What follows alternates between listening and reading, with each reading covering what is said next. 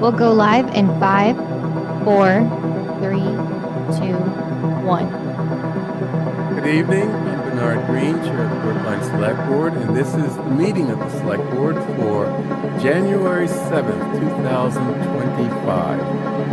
Let's start off with announcements and updates, and if you'll indulge me, I'd like to read a statement. It's a little long, but I think it's really important.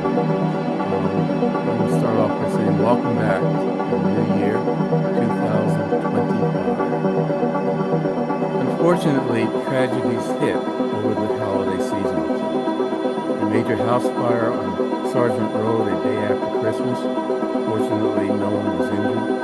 The death of a beloved former teacher of English at Brookline High School on December 29th, Mary Mark Schumann, after years of battling illness. And the most tragic loss, the death of 4 members of the Goldstein family, Matthew, his wife Lila, and their daughters Valerie and Violet. They died from carbon monoxide poisoning at their vacation home in New Hampshire over the Christmas holiday. The home's gas heating system was determined to be the source of the carbon monoxide leak. The school community is probably well aware of this loss, but I think it's important to let the broader community know some of the details of the impactful lives of the Goldstein family, so that we do not think of this as just a school loss, but a loss for our entire community. Matthew Goldstein was a beloved math and health teacher at the Edith Baker School. He was a strong supporter of students and was the teacher responsible for the school's math league and its Gender and Sexuality Alliance. Brookline Superintendent Linus Guillory said Matthew Goldstein was an exceptional educator and beloved member of the school community, and they are deeply heartbroken to learn of his passing.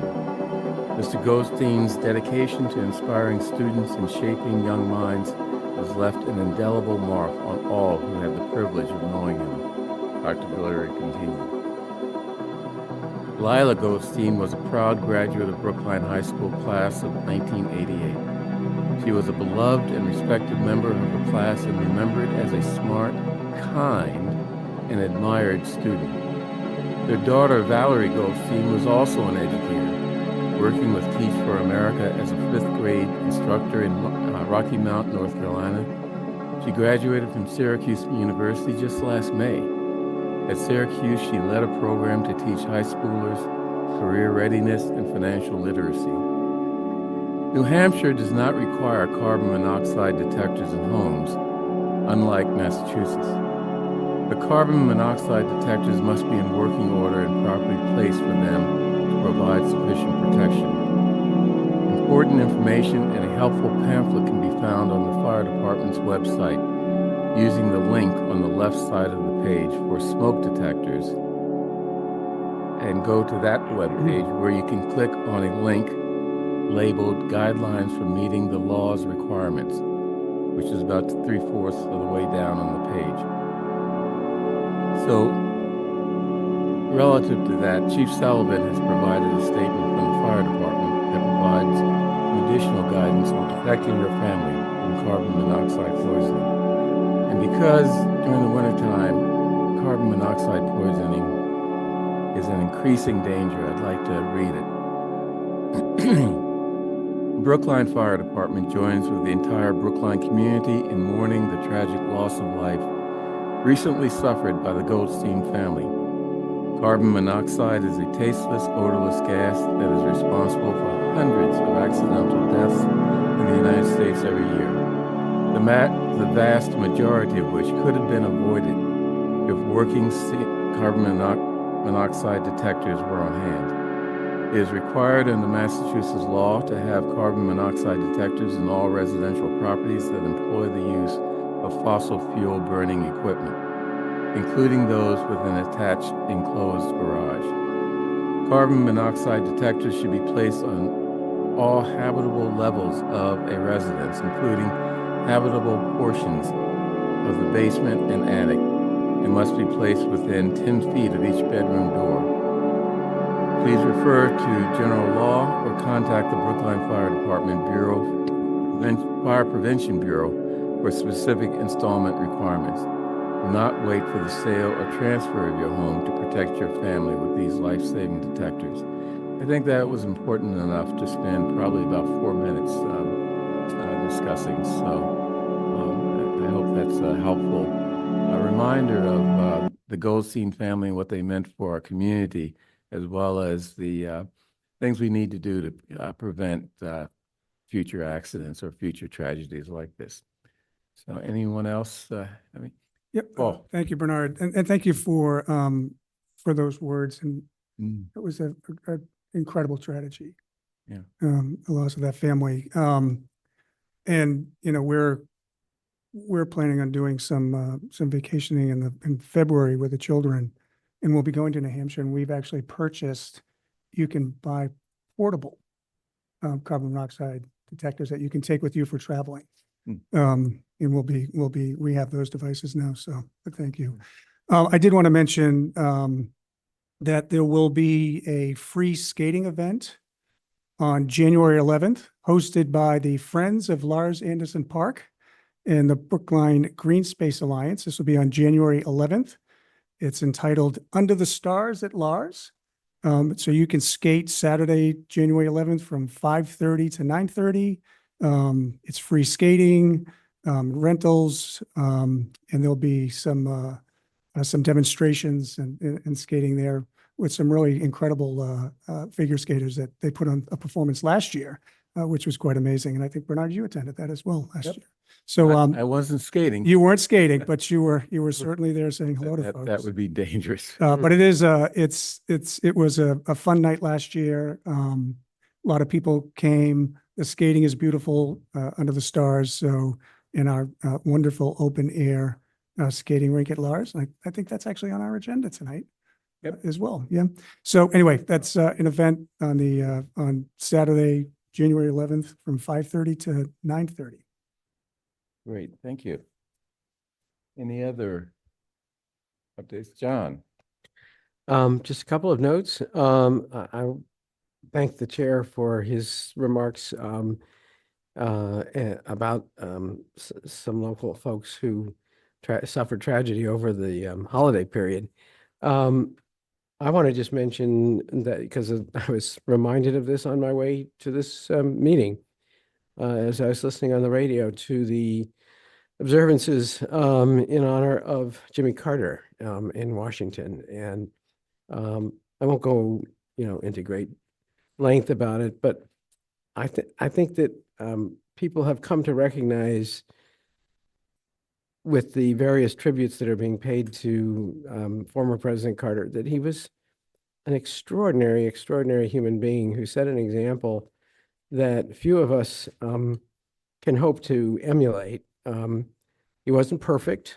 And the words that sort of stood out for me as I was listening to the House Speaker and then Vice President Harris pay their tributes to Jimmy Carter was that he believed and practiced that we are all made in the image of God, and we are all equal. And that is just one of the fundamentals of what he stood for in an outstanding way in his example as a president. So just wanted to take note of that. I also want to say that, correct me if I'm wrong, we're not going to meet next Tuesday, right? So I wanted to highlight a meeting that's going to happen. You are meeting next Tuesday. I'm sorry. Oh, we are meeting next You're Tuesday. off on MLK Day week. Well, then I take that back. I'll save the announcement about the other event until next week. Okay, thank you. Any other comments or?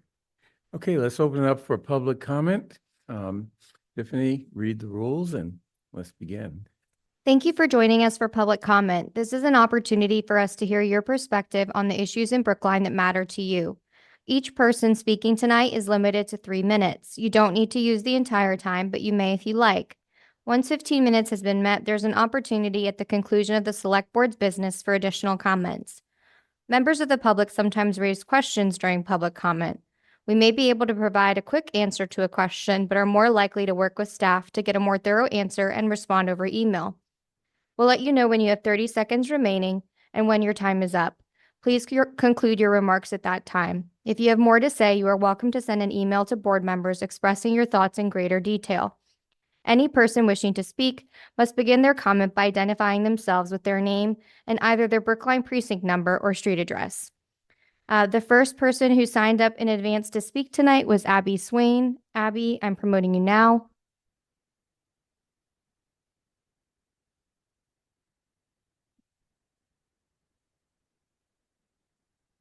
Abby, you can start your video if you're comfortable and begin your 3 minutes.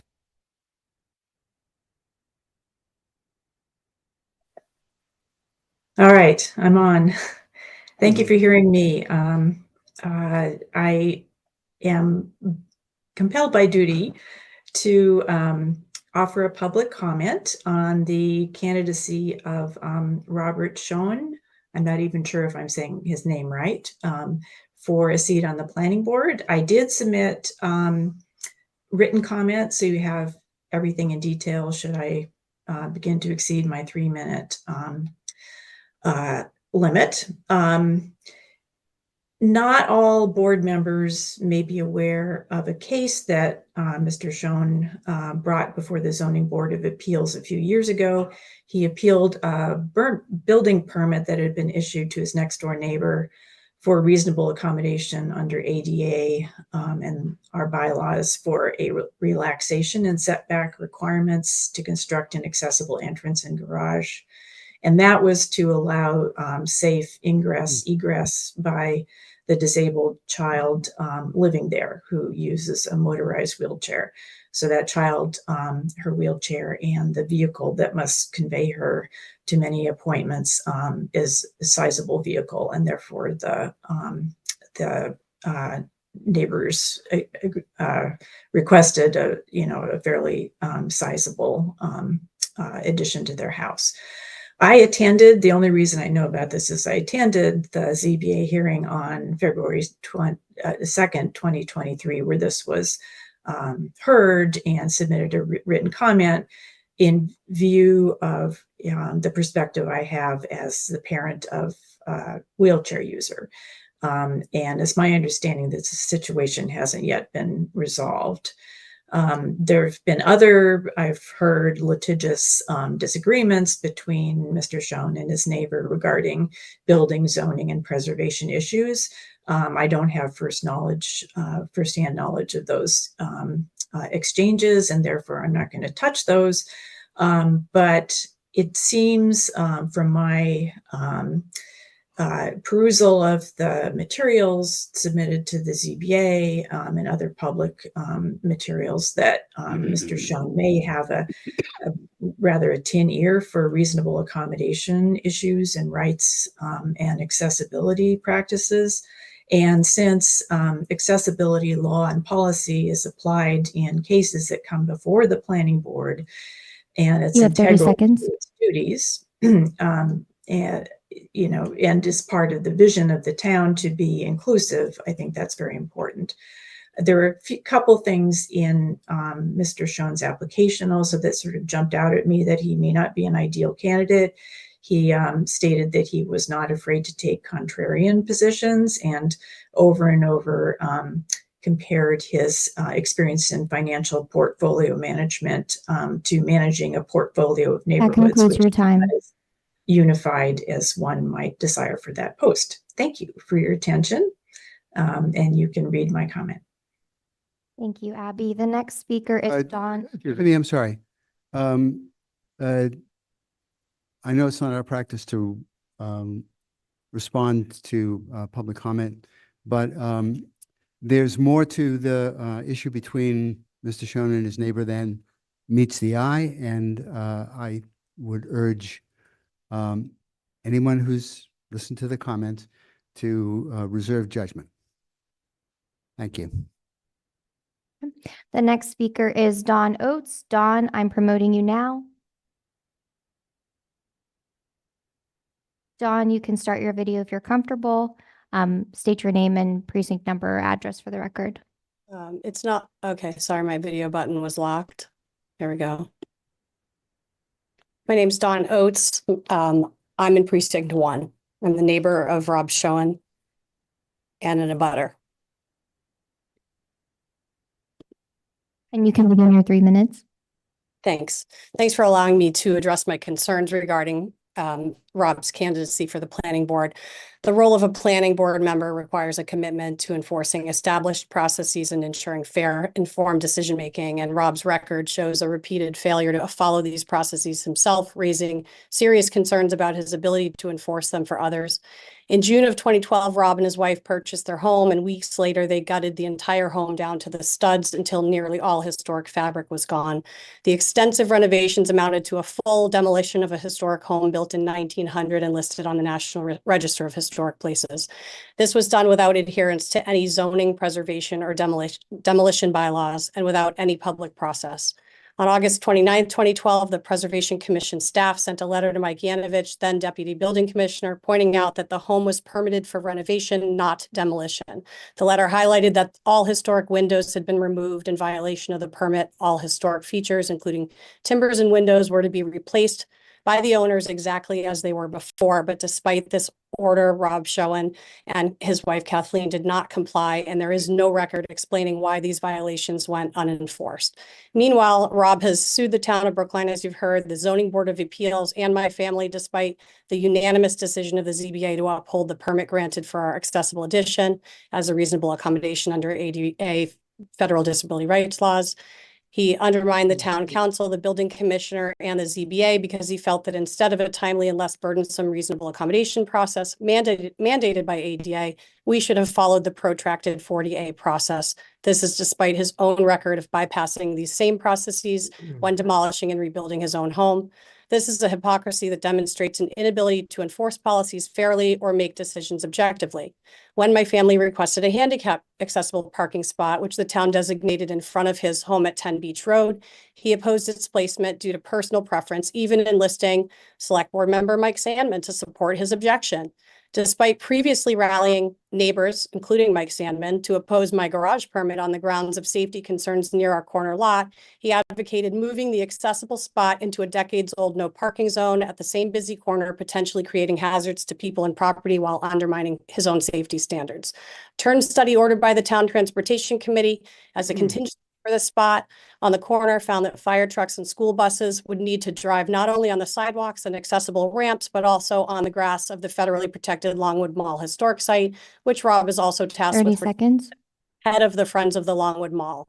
Despite this, the spot was installed there in December, a year after my request. Should have been a simple request. Rob's record demonstrates not only a disregard for legal processes, but a pattern of obstructing accessibility and reasonable accommodations for people with disabilities. These actions are not compatible with the responsibilities of a planning board member who must act with fairness, consistency, integrity, and inclusivity. Thanks for your time and consideration. Thank you. The next speaker who signed up in advance was Scott Ryan. Scott, I'm promoting you now.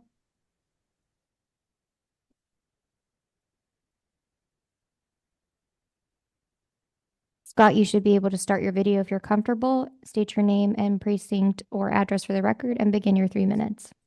Hi, thank you for the time. My name is Scott Ryan. I live at 190 Dudley Street, right at the Dudley and Lee roundabout. I appreciate the time. I am raising a concern about disturbing and dangerous traffic behavior at the Dudley Lee roundabout. I've lived at this location for about 9 years now, and I've noticed over the past few years very dangerous driving behaviors, including excessive speed, both on the Dudley side and on the Lee side.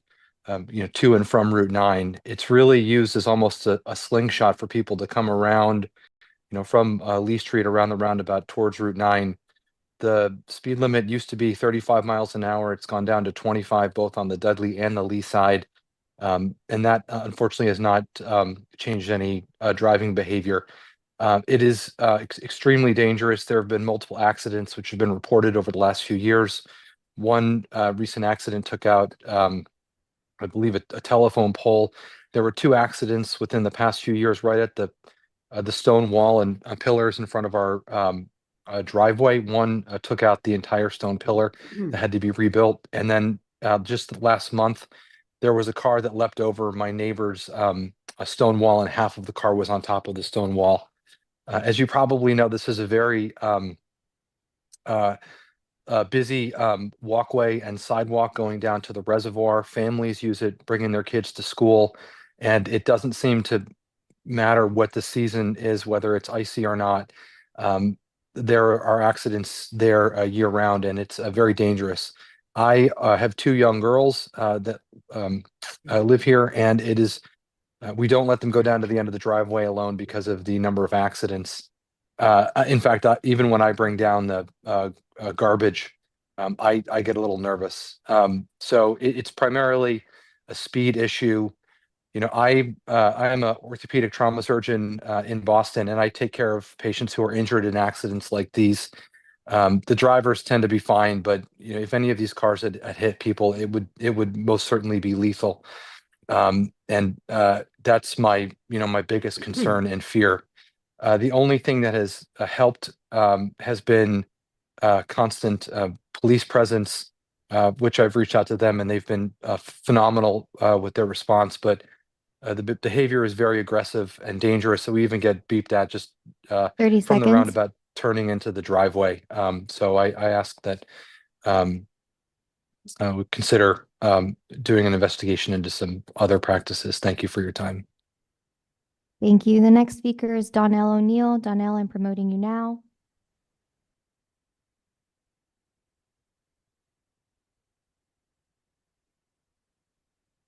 Donnell, you should be able to start your video. If you're comfortable, state your name and precinct number for the record. Thank you. Good evening, everyone. Happy New Year, first and foremost. My name is Donnell O'Neill, Senior, town meeting member from Precinct 4. I'm also in the advisory committee, tax member as well.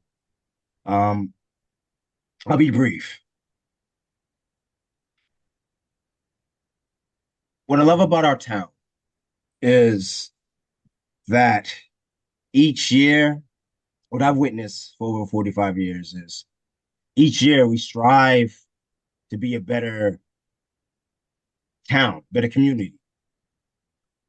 I was brought up at the historical 12th Baptist Church in Roxbury.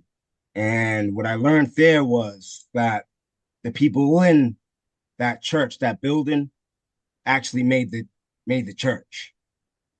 And I feel that way about our town, our community. Our community makes Brookline, the people in our town, make it our town.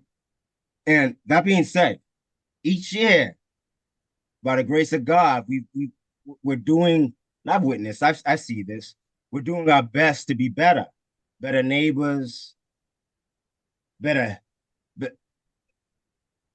just better community members, just better in general, better policymakers, trying to make everything a little more equitable throughout the whole town. We've been able to do this Zoom, allowing for a broader participation amongst the community members in this town.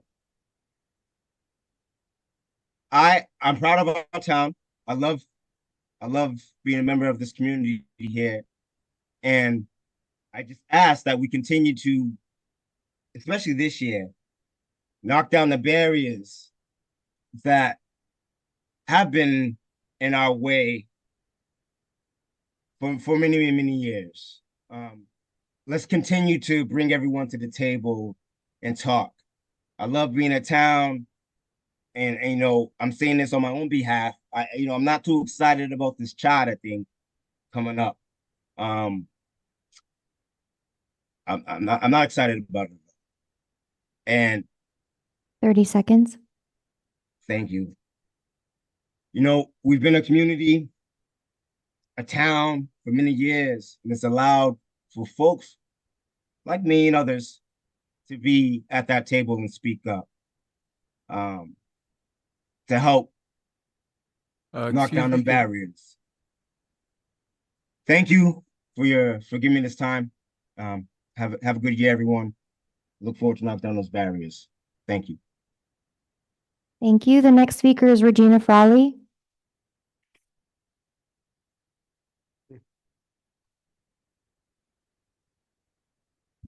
Good evening. Healthy New Year to all. Regina Frawley from South Brookline, Precinct 16, and a town meeting member.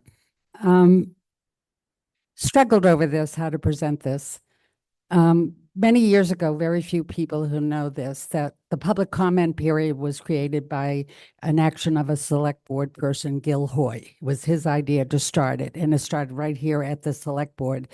It was such a good idea that it began to spread to all your boards, and I think most people really appreciate that you have that policy throughout the town.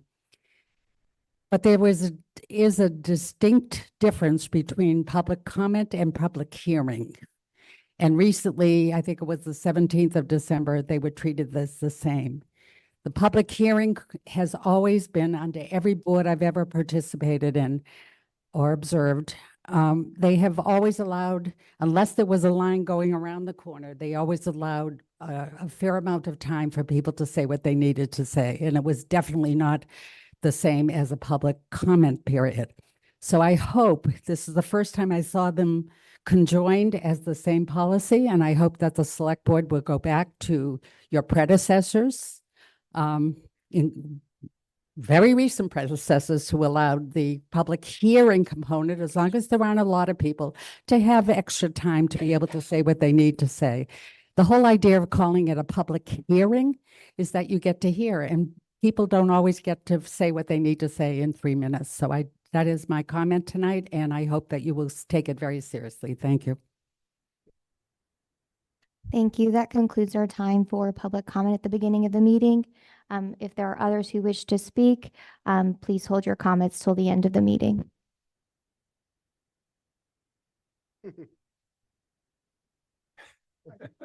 Yeah, okay. Well, there are other hands raised as well, Oh, so really? yes, Okay, How many more people are? at least one.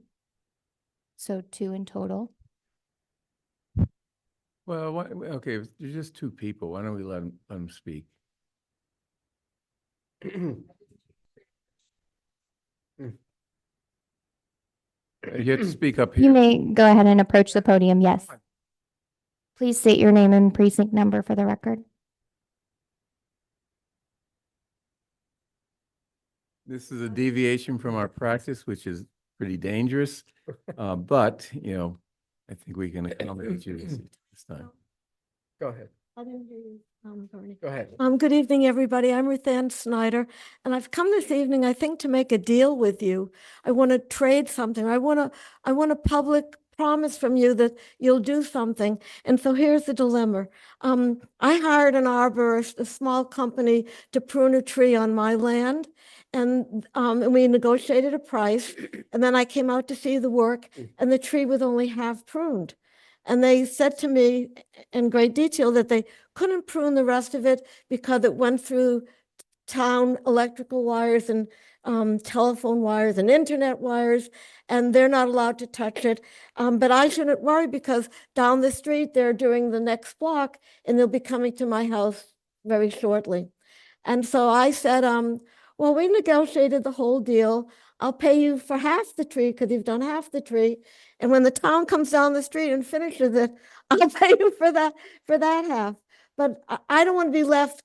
I actually said to them, I have more faith in you to finish the job than I do the town.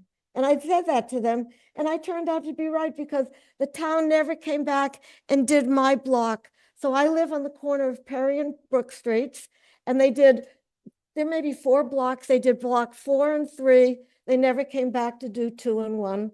So I've come this evening because the man came back to me today and said, I've come back to finish the job. And I said, I don't give you permission to do it. You told me that it was too dangerous and you didn't have permission to do it. So what's different? Why should I let you do it? He gave me some reasons and I said, no, I'm sorry. And he said, well, what are we going to do? And I said, I don't really know, but I'm going to go ask some people who might.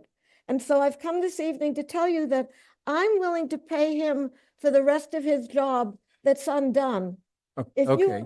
if- We get this. This is really why we shouldn't deviate from our There's a practice. question- Having done so, you have to let her. Right, I know. Let her finish. Say it again, Bernard. I don't hear. No, continue. Continue. But I think, yeah, well, continue and then I'll say what. No, continue. I'll finish up and you Yeah. can deal with it. So it's a small company. He obviously came back. He wants to be paid and I want to pay him. But I don't want to be left next fall or whatever. I want a guarantee from you guys that you will send your Department of Public Works or your tree department down to my neighborhood to finish the job before spring, which is March 21st. Do you think you can do it? And I want to pay him. I want this to be done. You have 30 seconds. Fair request, and it's in your hands to do it. Okay, thank you. You're welcome. Thank you. The next speaker is Jocelyn Murphy. Jocelyn, I'm promoting you now. If you could state your name and precinct number for the record. Thanks so much for taking my very brief comments. Good evening, Jocelyn Murphy, town meeting member in precinct 16. Last Friday, some of you witnessed the spectacular release of 37 geese and ducks that were impacted by the December oil release into the Muddy River. If you were unable to witness the event, it is truly worth watching one of the videos produced by the news media or by the New England Wildlife Center. The agency rescued and rehabilitated the birds that had been oiled. The event marked an extraordinary collaboration between the state and local agencies, both public and private, that responded to this local environmental disaster. However, in the aftermath of the incident, it appeared that there is no organized plan in place to respond to emergencies in Brookline involving domestic pets and wildlife. It is my understanding that the Office of Emergency Management is the appropriate organization to work with relevant staff to identify policies, equipment, and training that may be needed to address such a response. Please consider recommending the inclusion of an emergency response plan for domestic pets and wildlife in the emergency response strategic plan that you will be discussing this evening. Thank you. Thank you. That concludes public comment at the beginning of the meeting. I apologize for allowing speakers to go over the 15-minute period. And with respect to Ruth Ann Snyder's comments, I would sort of urge her to send those comments to the select board or individual members or the town administrator. It's a type of issue that is better and more effectively addressed in that way. But I did what I did, and I'll just say we've already responded to her. We did the right thing. Let's keep going. okay. That's the end of that, and moving right along. So I move approval of first of all, item 3A, which is the minutes for December 17, 2024. Any edits? I added one little edit to clarify part of the minutes. Any others from the select board? No? Nope. Okay, I move approval. All in favor of the minutes for December 17, 2024, please indicate by saying aye. John Van Scoyac. Aye. Michael Sandman. Aye. Paul Warren. Aye. David Perlman. Aye. And chair votes aye. Next, I'd like to move items 3B to 3M in omnibus fashion, unless someone wants to take an item out and discuss it at a later meeting or vote it separately. Select board members can also comment on a particular miscellaneous item if they would like. I'd like to comment on items 3H and 3I, which relate to donations from the Korean Church to the fire and police departments. We really appreciate these donations. And the donation to the police department is for community policing projects. And I just want to say, as I often do, that we have an excellent police department, partly because of its commitment to community policing. They don't just chase robbers, as some people think they should, but they integrate with the community to provide services and to be available when people feel threatened by criminal activity or want to report activities that may threaten the community. Community policing is especially important for young adults whose brains may not have fully matured, as mine wasn't when I was young, and who may engage in inappropriate activities that, if caught early, can be handled in a manner that will not have long-term consequences. Our police can make these determinations because of ongoing work in the community during good times, so that when something happens and it's a bad time for the individual, police department can more appropriately respond. So I'm using the donation from the Korean church to make that observation, and also to say we really appreciate the Korean church's involvement in the community and their support for many activities here in Brookline. With that, unless there are other comments or items you want taken out, I move that we approve items 3H to 3M. I'm sorry, 3B to 3M. So all in favor, please indicate by saying aye. John Van Scoyac. Aye. Michael Sandman. Aye. Paul Warren. Aye. David Perlman. Aye. And chair votes aye. Okay, and by the way, that includes item 3B, which is our meeting schedule for 2025. There have been some changes, so if people want to see the meeting schedule, just go online to our webpage and Yes. observe it. Okay. Good. And the final version is in the packet as well, so folks Oh, can see okay, it the there. final Mhm, version made yes. it? Okay, that's great. Okay, let's go to calendar items, boards and commissions interviews.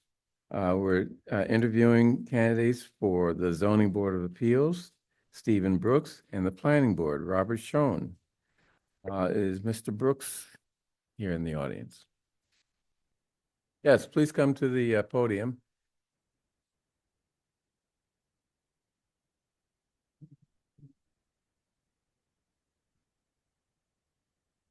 So introduce yourself, tell us a little bit about yourself and why you want to be a member of the Zoning Board of Appeals and your My name is qualifications Stephen Brooks. for that. I live at 10 Cary Road. I'm an attorney. I'm just started my 31st year of practice, primarily in real estate. Most of my practice is real estate closings, bank work, sales, purchases, 95% residential matters. I don't actually do any zoning work. My office is in Dedham. I served the town previously on the ninth school committee, selection committee. And once that wound down, that was the extent of what I did. Prior to that, I was a coach for my kids in baseball and soccer. At this point, I have a little time. I had heard that there was an opening, was asked to submit my application, which I did. But I would suggest that someone that knows how to apply the facts to the law and would be a good candidate for the position. I'm available to do it. I have some pretty considerable experience in the legal world. Started out as a litigator full-time and then moved over to the transactional work that I do now. But I think I'm pretty good at analyzing situations and interpreting the law. Great. Mike. Just what was the nature of the work the litigation that you did? Civil, criminal? So my practice was probably 95% criminal before I did a lot of jury trials.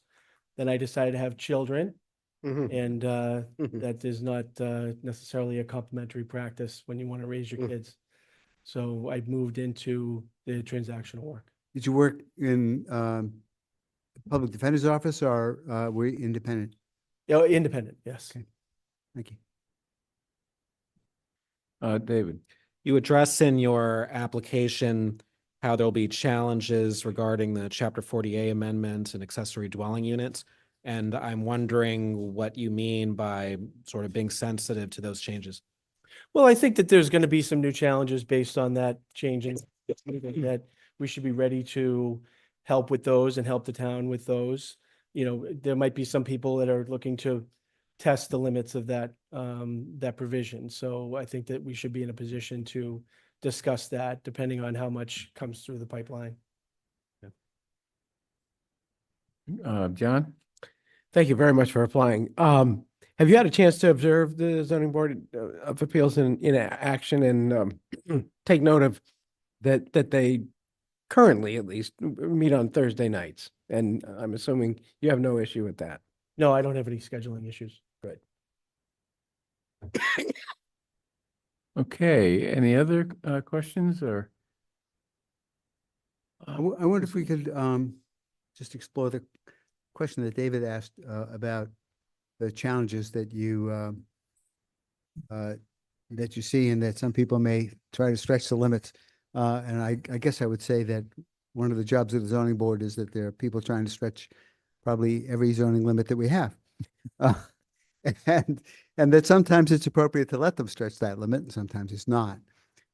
Any sense of how you apply, what, have you thought through any criteria that you would use to decide when it's appropriate to go beyond to grant a variance? No, I haven't thought about that, frankly. I just know that it's something that we're going to have on our laps fairly soon. So I intend to familiarize myself quite well with it and, take each case as it comes. Okay. Yeah.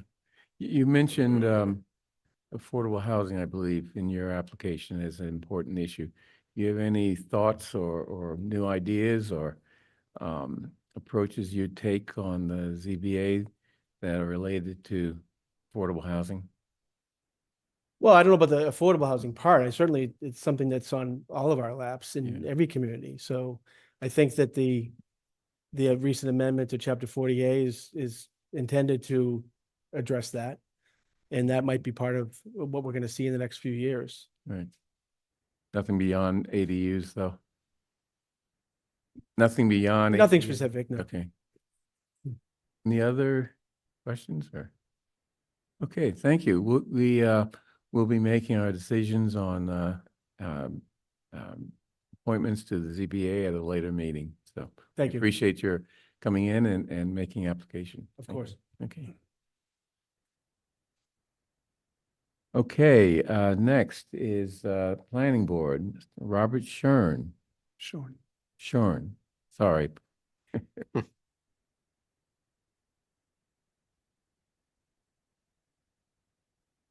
Hi, thank you.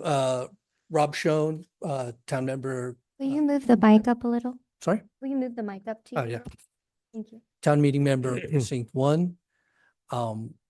Here to discuss application for the planning board. Just let me address real quick the comments that were made earlier. I'm not going to get into tit for tat with that. Other than to say that I thought the comments were false, misleading, and unfair. And I'm happy to answer any questions about those if you have any during the questions. My prepared remarks are that I have lived in Brookline for 17 years with my wife. I have 2 kids at the Lawrence School. I'm on the executive committee of the Brookline Green Space Alliance. I'm leader of the Friends of Longwood Mall. I have worked in the investment industry for about 35 years, 27 of them at Putnam Investments, where I was a member of the operating committee. I managed the team, the asset allocation team that was responsible for the multi-asset and retirement portfolios at Putnam. I say with humility that I want to acknowledge that while I've taken an interest in recent years in urban planning and zoning, I'm by no means an expert. I have no expertise in those areas, architecture, design, urban planning, zoning. And, I plan to study that. I have been studying that. But I think that there is a lot of expertise already on the planning board in those areas. And the reason why I want to apply for the planning board is because I think I can bring some diversity to the board, diversity of skills and diversity of perspective. So, I've been thinking about, my experience in portfolio management. And I see analogies to urban planning and portfolio management. I think that it's, while there's a lot of, it's exciting and there's a lot of upside to planning for long-term growth, it's also a risky venture. And I think what I'd like to bring to the board is this perspective of risk management, thinking about how do all the decisions that get made in urban planning, how do they impact all aspects of the build, like safety, transportation, residential, green space, commercial, all those aspects are impacted by these decisions. And I kind of want to take that kind of perspective, that risk management perspective, and bring that to the planning board. So that's kind of a big reason why I thought that my experience could be relevant and help the board make good decisions in the future. So with that, I just say in conclusion that I'm really excited about the opportunity to kind of help, develop Brookline's growth. And I'm just excited about that kind of, having the potential to have that opportunity. It's, I'm very invested in Brookline's future, and I really I see the planning board as a place where the implementation of the comprehensive plan is going to be a really important place to be over the next 5 years. And I'd like to be a part of it. Okay, thank you. So I guess I'd like to start off with a question related to the comments that were made earlier. I know there are two sides to every story. But, the issue of your sensitivity to accessibility issues is very important to me. And I think to most people in this community who have either children or other relatives or friends for who accessibility is a really important issue. So address, your sensitivity to and your thoughts about how on the planning board you should think about issues of accessibility and general issues of how we make sure that we're not excluding people with handicaps from. Yeah, I'm absolutely very supportive of making sure that Brookline is accessible in all ways to disabled people. And I think it's just a really important issue. I think what, my particular experience highlighted is that there wasn't a well-defined process for doing something like what my neighbor wanted to do. And that's kind of, the reason why we went to court over this is because there wasn't a process in place, and that, in our opinion, the town proceeded illegally. And, frankly, I think the courts agreed with us. So I think that, Brookline should make more robust regulations about how people can go about getting special permits and variances in this case, and make sure that it's an open process, a transparent process where everyone in the neighborhood can participate and get their view, and that, these things aren't done in secret behind closed doors, as could be the case in the way things were set up before. So, but yeah, I'm very supportive of this. In my particular case, we've never been opposed to getting a garage for our neighbor. It's just the size of the garage and the fact that it was going right up against our property line is what we had an objection to. And our neighbors were just unwilling to work with us to compromise on that whatsoever. So, so our opposition to this particular garage has no reflection whatsoever on our feelings about accessibility and granting of special permits for people that need it. Okay, Paul. Yep. Thanks, Rob. And thanks for coming forward. First, you should know, in full disclosure, I know Rob. I'm a priest. He lives a couple of streets over. I've known him for years. I have a significant high regard for him. He's a person of high moral values. And I'm very familiar with the situation, which was a dispute with a neighbor. Let's categorize what that is. It's a dispute with a neighbor. I in no way, shape, or form believe that Rob has any ill intent towards those that have disabilities or need accommodations. In fact, I think the experience probably makes Rob even more qualified to be able to serve on the planning board, because he can understand what ancillary impacts are as you're considering building proposals. But if you could speak a little bit about that, because you did mention that you're not a zoning guy. You're not an architect. I think there's 3 architects or maybe 4 on the planning board already.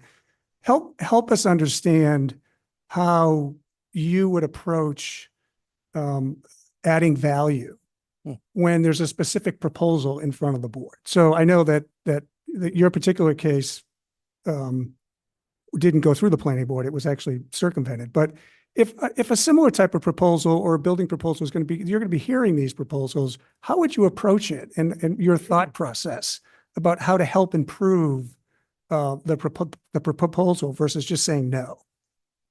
Yeah, I think I want to, be open-minded to everything that comes before the planning board, work with the other planning board members to come to a consensus when, wherever possible.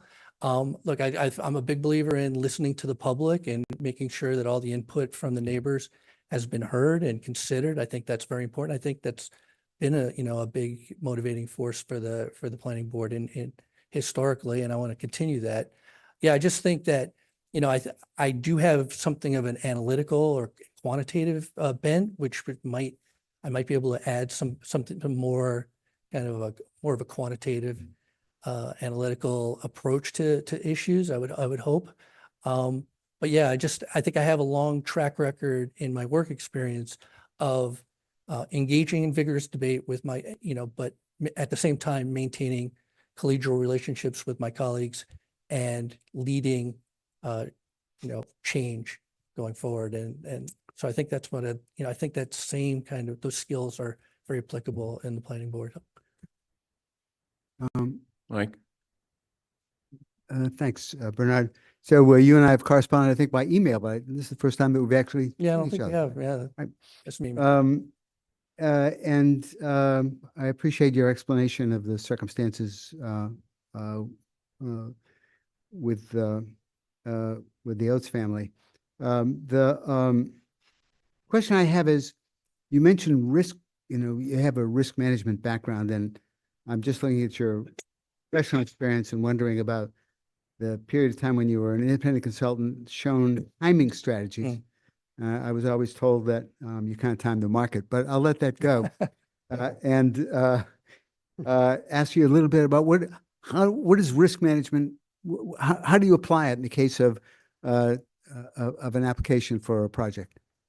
Well, I think, my experience in portfolio management is thinking about how any individual decision in the portfolio how it interacts with all the other things that are already in the portfolio. And so I think the same thing is applicable here. Like, I want to think about, like I said in my prepared remarks, that I want to think about how every decision is going to impact all the different areas. And I think, there's a lot of considerations that are really on the top of mind of people, things like, what is this project going to do to the schools? What's it going to do to traffic, and what's it going to do to green space, right? And so I want to think about all of those and weigh and make sure that all those risks are being considered when we're thinking about projects they're going forward. And I think another risk is, are we properly considering the input from the neighborhood and the people that are affected and impacted by any individual project? Right. The planning board, have you sat in on some planning board meetings? I've sat on a planning board, and I've watched way too many recorded planning board meetings over the last month or so. Okay. So I've gone back about maybe 6 months and watched pretty much, a large number of the meetings. And you've seen that a lot of the decisions that are made are really based on technical issues, They are. things like facade and Yeah. and shadow studies and so forth. I understand that, and I honestly, I'm not going to have very, very strong opinions on a lot of the technical issues. I'll leave that to the architects on the team. But I do think, that with the comprehensive plan, being done, that there is going to be a big role for long-term strategic planning. And the planning, my understanding is that the planning board has a big role to play in the implementation of that plan. And that's really where I think I'm going to be most helpful and most useful. Okay, thank you. John? I'm sorry. Thank you for applying for the planning board position. I just want to speak to an aspect of this that I'm not sure has been addressed quite enough from my perspective, and that is simply this question of whether one has to be an architect or one has to be a professional planner to be on the planning board. And if it's not obvious from the way I have posed that question, I don't think one does have to be one of those things. I think a planning board without some architects and some planners would not be a good thing, but we have that. And there is a role to play. I'm just going to express an opinion here, forgive me.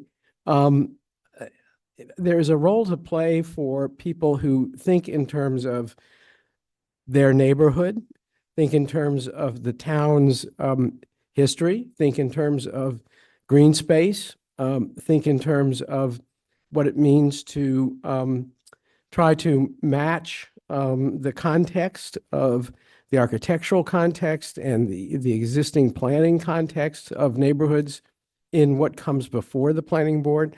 And I think in that regard, having people who have done some work at the neighborhood level on, a park in their neighborhood, have done some work in terms of getting involved with something like Green Space Alliance.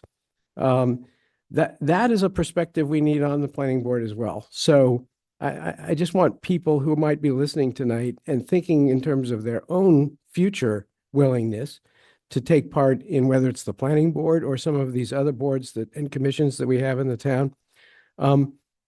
There's always a role to play for people who are just contributors to the life of their neighborhoods, and have had experience with the town and have had experience working with their neighbors on the kinds of issues that pop up at the neighborhood level.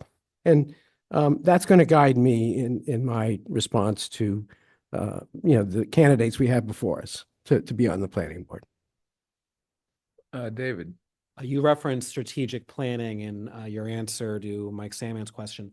And I'm wondering, do you have your own personal viewpoint about strategic planning and what your role would be on the planning board? Or is it more implementing the findings of the comprehensive planning committee? I think it's going to be very important to implement the findings of the comprehensive planning. I'd like to get more involved in that process going forward, especially as I have more time available. But yeah, I mean, I think the obligation of the planning board is to implement the plan as that comes out of the steering committee. Okay. Could I say one more Sure. thing? And this just, I was thinking about this. I know we have some members of the Disability Commission here. I mean, this is kind of emotional, but I don't even think Dawn Oates knows this, but I have a cousin who had juvenile rheumatoid arthritis when I was 12 years old. She's 2 years younger, and she's still she's in her 50s now. And she struggled her whole life in wheelchairs. I just saw her over Thanksgiving. She's had a tough life, so I'm really hurt by the accusations that I'm some kind of disability bigot. It's just not true. And I just want to say that on the record. Thank you. Great, thank you. Okay, we will be, before you go, we will be making our decision at a later meeting. Thank you for applying.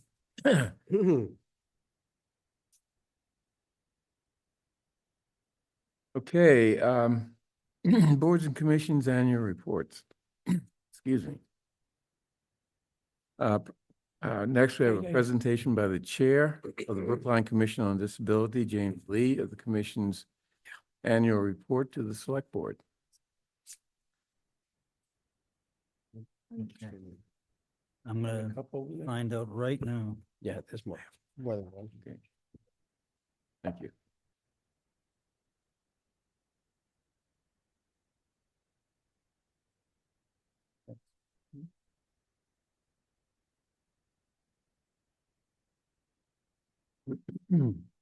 It says it's connected.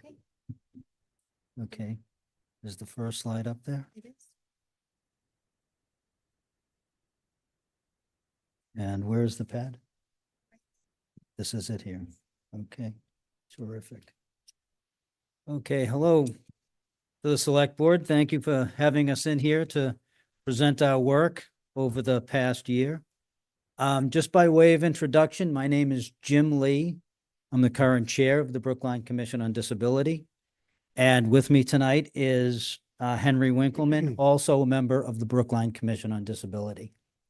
I know that you went a little bit over on public comment, so I know we're a bit behind on the schedule, but I have to say that the work that the commission does is important. So over the next 3.5 hours, I plan to, I'm only joking.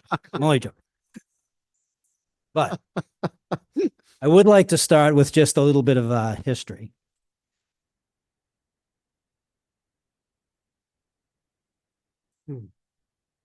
I'm sorry, did that go? Read it one time. Okay, there we go.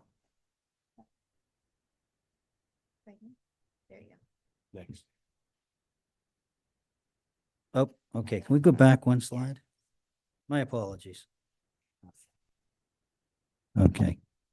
So, just a little bit of history. In 1983, Massachusetts passed MGL 40. This gave cities and towns the opportunity to create disability commissions. Brookline was one of the first. In 1986, they created the Commission on Disability by town meeting. And then in 2017, again by town meeting vote, they reaffirmed their commitment to the Brookline Commission on Disability, saying that the commission is part of the town and will continue on with its important work. Like every commission or board or committee, we have rotating members. Our current members are Sarah Lynn Allaire, Joan Mahone, Lynn Michek, Elaine Ober, Rob Heist, and the aforementioned Henry Winkleman. Our two newest members are Franklin Panetta Lopez, and our new select board liaison is Mr. Mike Sandman.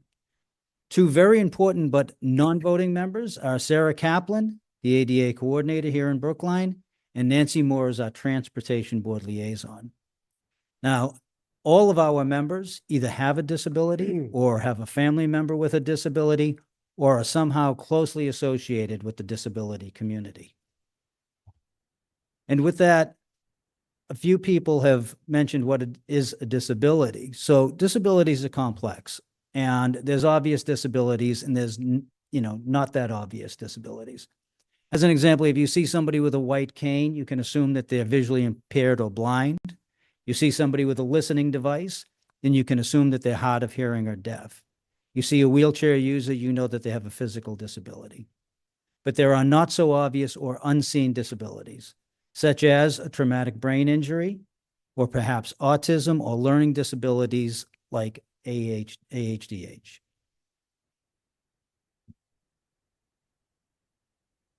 So, what does the commission do for people with disabilities, their families, and the town as a whole?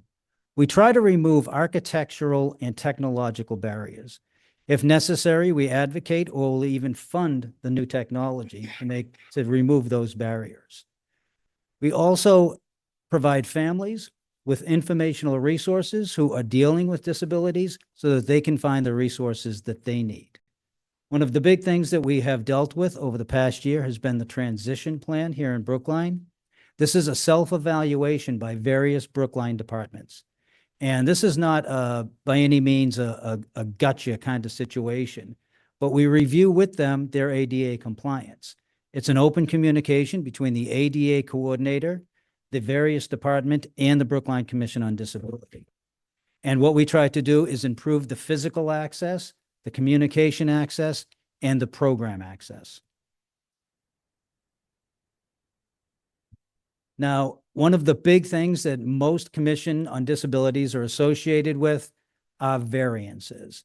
And just briefly, I want to describe what a variance is because we actually had a meeting yesterday and somebody asked me. So for anybody listening who doesn't know what a variance is a request that goes to the Massachusetts Architectural Access Board to alter or not implement at all a specific ADA code compliance. In Massachusetts, we use what's called 521 CMR.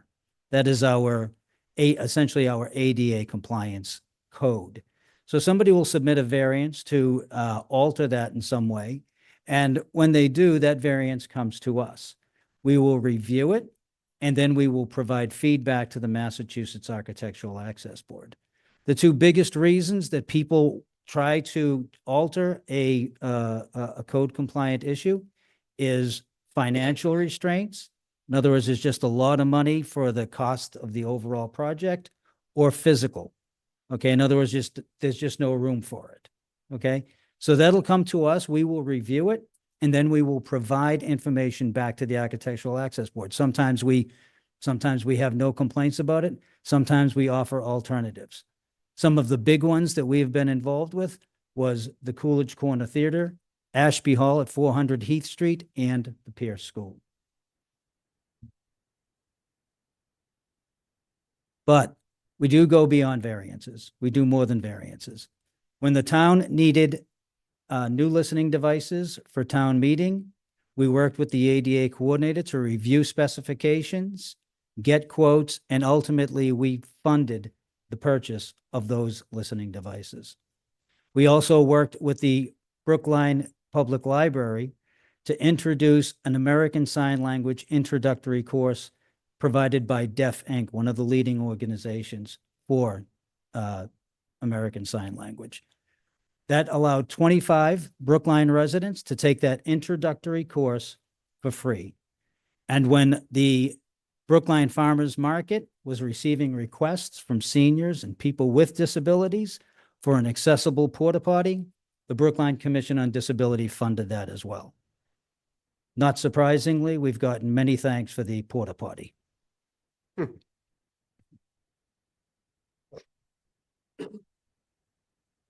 We've also worked with the Brookline High School Scholarship Committee. We have created a program to provide 2 scholarships annually for graduating seniors with disabilities. This allows them to advance their education and start their careers.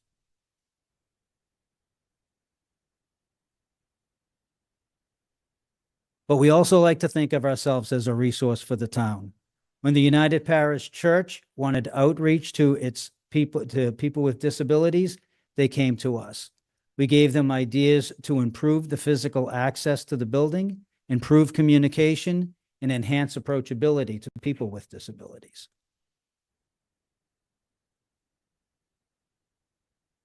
Each time that an ad hoc committee comes up in the town of Brookline, they also turn to us. Typically, they want one of our members to be on their committees. We've had members on the Davis Path Footbridge Committee, the Washington Street Design Review Committee, and the Open Spaces Committee. We also have permanent liaisons to the Pedestrian Advisory Committee, as well as the Age Friendly Cities Committee.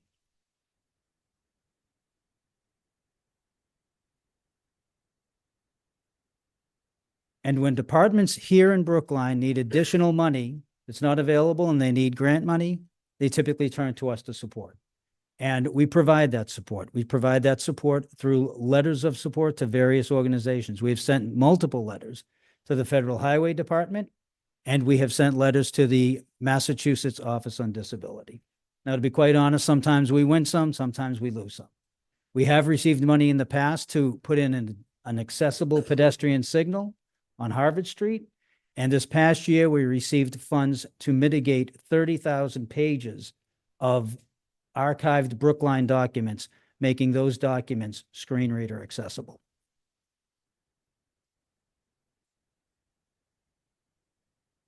A few commission-specific accomplishments. We wrote our first new member orientation document this year. This goes through the history of the disability movement, the history of the commission itself, as well as rules, regulations, and bylaws of the commission, and also the roles and responsibility. We have reviewed and provided feedback to new town policies, as well as select board policies.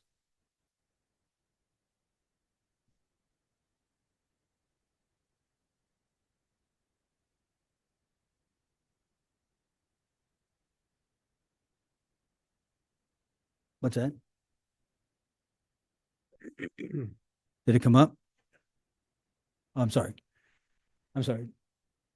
Looking forward, we're working with the Pedestrian Advisory Committee, as well as the Department of Public Works, to create a sidewalk prioritization policy. We're also planning on creating an accessible parking map. This will show all of the accessible parking spots here in Brookline, and we plan on evaluating those spots as well. If you have an accessible parking spot that's next to a tree, next to a post, next to a bike rack, an accessible spot quickly becomes inaccessible. And then also, on a much bigger level, Basically, we're trying to make Brookline a more accessible community. This is on the micro level as well as the macro level. Micro level, just moving down the street or getting into a restaurant. On the macro level, enjoying our open spaces, attending town events, or participating in town governance. And then also, we hope to finally conclude the transition plan with each department here in Brookline.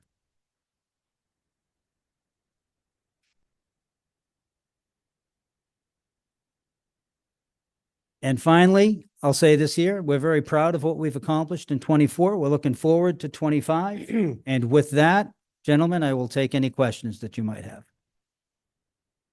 Paul. Yep. Jim, thank you. I love the slides. Well, very well done. Thank you. And thank you for your service to our community.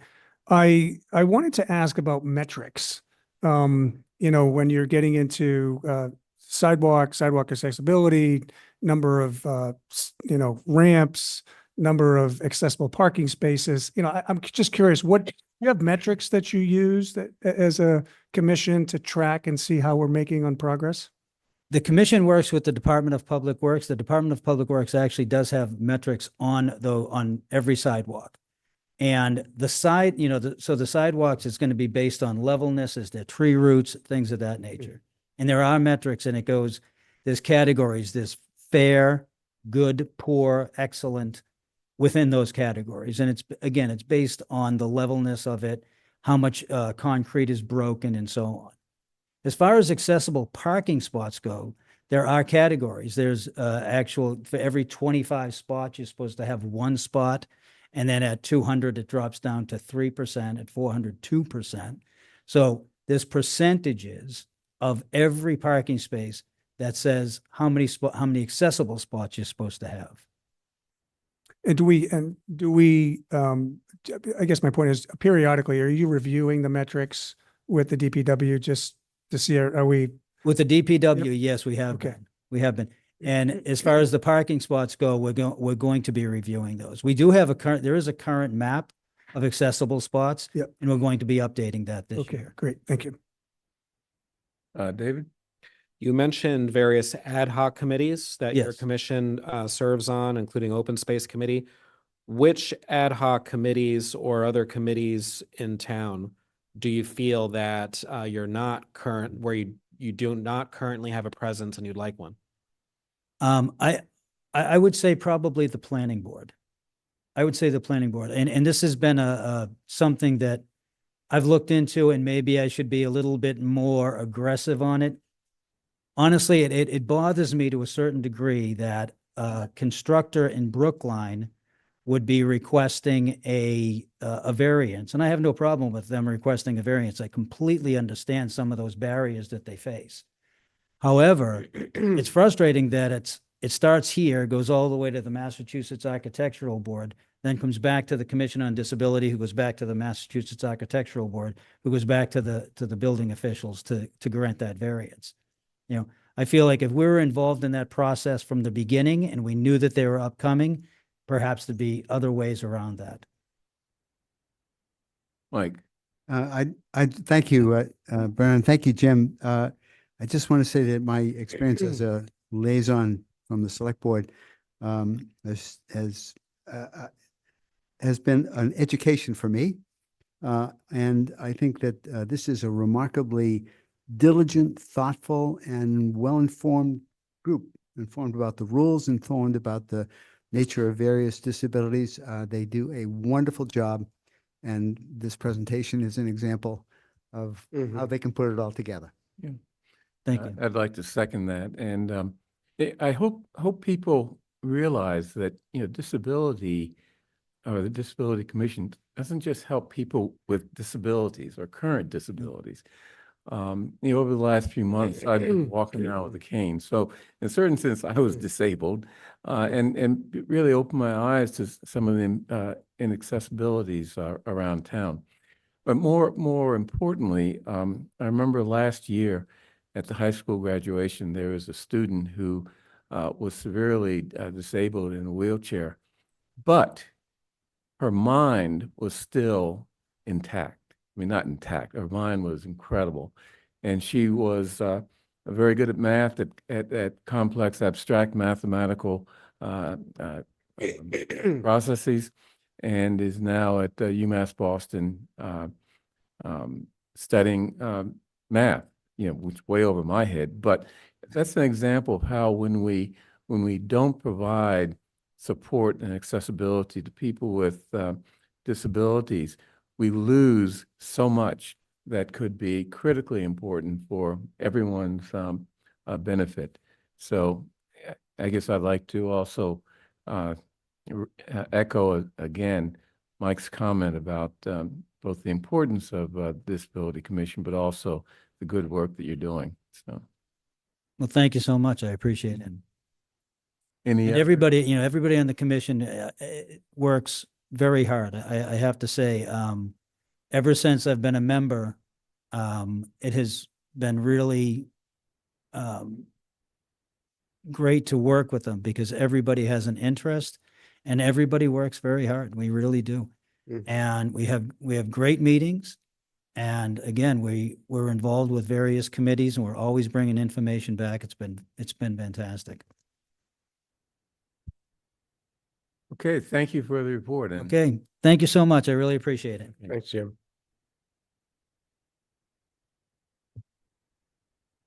next, we have scheduled a marijuana retail establishment license violation public hearing. We have received a request from Jeffrey Allen, the attorney for the cannabis store, to postpone for temporary postponement so he can address some issues that he hopes to resolve until January 28th. I think everyone has received a copy of that letter. And anything you want to add, Chaz, before we vote on whether to accept the postponement? No, I would just say, we've had conversations with when they requested this, we had conversations. We said this would be the final extension and that we would see them on the 28th if the board agreed to move forward with the continuance of the hearing to then. Okay. You do have to vote on this just because their license is conditional on this hearing going forward. So the Right. vote would be to continue the hearing and extend the term of their license to the 28th. Okay. Anyone have a objection to this, to doing that? Okay. So I move approval of the extension or the continuance of the hearing and the extension of their license until the hearing scheduled for January 28th of this year. All in favor, please indicate by saying aye. John Van Scoyac. Aye. Michael Sandman. Aye. Paul Warren. Aye. David Perlman. Aye. And chair votes aye. Next, emergency management strategy review. So who do we have on Zoom to discuss this? I see Chief Sullivan, And Cheryl Ann Snyder. Carolyn Snyder. Okay. So thank you, Mr. Chair, and appreciate the select board taking a look at our strategic plan. I first want to acknowledge and compliment the hard work that's done every day, but specifically on this strategic plan by Cheryl in her role as emergency management coordinator. As you know, the Office of Emergency Management didn't have a formal structure until just a few years ago as we segued into COVID. And Cheryl had previously been working at the health department, which was a great asset to us during the COVID years as the emergency preparedness coordinator for the health department, and it has transitioned into this role through the use of UASI grant originally, and then the value was obvious after the pandemic that we needed to bolster our emergency management function in town. So she has taken on a number of different projects over the course of the last few years to update all of our plans. And one of the major blocks that we are presenting tonight is the presentation of the strategic plan. I want to make a differentiation at this point because I know there was a public comment about the situation at the Muddy River, and we're happy to address that. But I would ask that gets held off until after the presentation of the strategic plan, because it really it is more of a conversation about the operational plan, which is the comprehensive emergency management plan, which is currently under review and should come before you as a package later on this year. So with that, I want to just again just reiterate that this is a strategic plan. This is not an operational plan. So this is a path forward for emergency management over the course of the next 5 years. It is based on the national strategy for emergency management planning for municipalities, counties, and it is modeled after that. And I'm going to allow Cheryl to go through the highlights of the plan for you. I know you have a copy of it, and we're not going to read it word for word, obviously, but just the highlights so that you can better comprehend what it is, what we're trying to do. So with that, I'd turn it over to Cheryl. Cheryl, you're on mute. Sorry about that. Thank you, Chief. Good evening, Select Board members. Cheryl Snyder, Emergency Management Coordinator for the Town of Brookline. As Chief Sullivan mentioned, the Office of Emergency Management is new, and we want to develop a very good, strong, strategic EM function for the town. And we want the board to be in agreement with the path that we have chosen to go down. As we all know, we have finite resources in town and in the world. In most states, emergency management is handled at the county level. That allows more resources to be available to do the planning necessary to be prepared for emergencies, particularly catastrophic emergencies. We are lucky in Brookline to have an emergency management office. Many towns in the area do not. Specifically nearby here, we have Needham, Quincy, and Somerville, and of course, Boston. Because we have finite resources, we've prepared this strategic plan, which discusses several paths, several goals that we think are most important to developing the emergency management function here in town. And I'll go through those rather quickly. Our mission is to develop and maintain a comprehensive emergency management program for the town.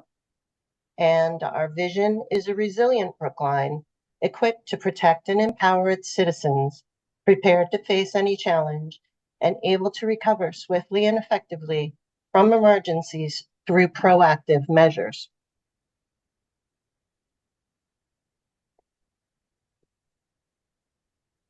There are 4 overall goals in this strategy to support the vision of developing and maintaining the emergency management function for the town. The first is to prioritize development and maintenance of the town's comprehensive emergency management plan, also known as the SEMP, and both hazard-specific and functional annexes of that overall plan. Our second goal is to ensure the functionality and staffing of the Emergency Operations Center, including development of asset management, resource management, and logistical systems. Our third goal is to develop and maintain a multi-year, town-wide, cross-functional emergency response training and exercise program. And our fourth goal is to seek and administer emergency management grants and other funding to support the vision and the mission that we have discussed here. So with that, I will take any questions that the select board might have. Our chair has temporarily left the room, but I'm filling in. Anybody with questions? David. In terms of your emergency response timeline objectives for FY25, you mentioned evacuation, and I'm wondering what is the current practice for informing the public, town employees, et cetera, what the evacuation routes are? How are people made aware of it? Where are those plans kept? Chief, do you want to say something first? Sure. Yeah. So we have multiple avenues of letting folks know that we would be doing an evacuation. There's two basic types of evacuation. There's area specific, and then there would be, in the event of some major catastrophic event, that there would be town wide or area wide, which would include other jurisdictions. For the most part, for a community like Brookline, it would be a specific neighborhood that potentially there was a hazardous materials incident that we would call to evacuate an area or a neighborhood or whatever the case may be. As we look at our operational plans, we would develop a perimeter, and then we would execute an evacuation. And in doing so, one of the things that we have been pushing for our members in the community is to sign up to Alert Brookline, which is our primary means of getting the information out very, very quickly. We can geofence Alert Brookline so that we're only hitting those folks who are signed up for emergency correspondences in a specific area, or we can do it townwide. There's also social media that works in correspondence with Alert Brookline. The messaging needs to be consistent, so people are not getting different messages from social media, and that's something that is very important, because the quicker we can get our message out and consistently, the less confusion there will be for folks who are getting on social media and getting their information, perhaps not from a source that comes from an official source like emergency management, or from PD or FD or wherever the case may be, or their town administrator. So those are two of the areas that we have. In a lot of cases, it's just emergency responders going door to door and knocking on doors and saying, all right, we need you to either shelter in place, or we need you to move in this direction. So that's kind of the basic way we would get the word out. If it was a larger issue and we were in a regional evacuation, we would be through the town administrator coordinating with the heads of government in Boston and the surrounding communities for a region-wide evacuation, which is also part of an annex that we have. We've actually had exercises on that over the course of the last couple of years at the Metro Boston Homeland Security region level. So it's a comprehensive, aspect of getting the word out and then putting people in motion. So I hope that answers your question. Yes, thank you. Paul? Yep. Thank you. And thank you for the overview, and also the details in the plan itself is very comprehensive. I wanted to move to goal number 4, which is gets into the funding and support of the vision and mission of the Office of Emergency Management. And there's some tasks in here that talk about planning and funding. And I guess my question is, in FY25, it looks like you are creating, or you're advocating for the creation of an operating budget. I assume we don't have that yet, do we? This is FY25. Right. Yeah. So, but the budget, the plan for the budget, do we have a sense of what funding is going to be required going forward? Do we have a projection of costs? We're working through that in terms of the what the FY26 budget is going to look like. Yeah. That'll be put out in the next, I would say, less than a month now. So yeah. Yeah. I mean, so again, I'm just trying to get my head around about how, as we were creating this office, this function, we have it in place. We seeded it. Yep. But it does seem to be skeletal right now, right? I mean, and we are, the other thing that we do, and I'm sure Cheryl can speak on this, is a lot of this work is grant funded. A lot of the work that we do here is particularly reliant on outside sources of funding, and we want to maximize that level. The good news is there are a lot of those things available to us, and it's not just, for example, UASI, it's a lot of different sources that the whole EM team is very good at pursuing, and we use that to balance that out. So when we think of this as obviously, emergency response is a critical function, a critical team Right. function. So we make sure that And that's- each department has a role to play because it's really cross-functional, but ultimately, we do need to fund. yes, there is a core emergency management function that is Right. funded on line items in the budget. Right. And we're counting on mainly grants for that. I don't want to say, what percentage we're talking about, but yes, we rely, I would say the emergency management. Excuse me, Regina, could you? Yeah, please do. We rely on a combination of grant money and operating money in order to make this happen. Okay. Mike, Following up on that, we're about to have a change of administration in Washington with a set of different ideas about federal budget, and I assume a lot of this money ultimately comes through the federal budget. And I think it, just as a caution, it would be sensible to think about what sources we might have if there's a drop in the amount of support that we get from the federal side. Yes, and all I'd say on that is we're doing that work. I mean, Cheryl has done a lot of that work already in terms of risk analysis and assessment, and the chief, and all of us are working together to make sure that there's no disruption in our functions in the event of a change in federal policy that impacts our funding. Okay, thank you. let me, I assume this wasn't asked before I came back, but with respect to the question raised by in public comment, so we're going to be addressing issues of wildlife such as waterfowl, but also I assume coyotes, bears, and other animals in our operating plan. Could you sort of give us some sense of how that's going to what that's going to look like? I mean, I assume we're talking about protocols in the operating plan of how we respond if there's an incident such as happened at the Muddy River, but flesh that out. So yes, again, I want to differentiate between this strategic plan and the operating plan, but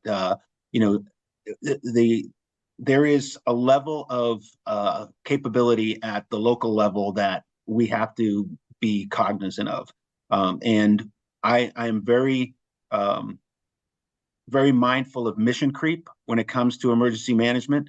And to make sure that we're not overstepping the operational capabilities or the functionality of our public safety departments, our DPW, and the employees that we get the vast majority of our support and operational capability from. When it comes to things like coyotes and bears and so on and so forth, those are operationally a part of the day-to-day operational protocols and policies and strategies of each of the departments that would have a hand in that. So in particular, the animal control officers and so on and so forth. Emergency management is for natural and man-made disasters that reach a certain level.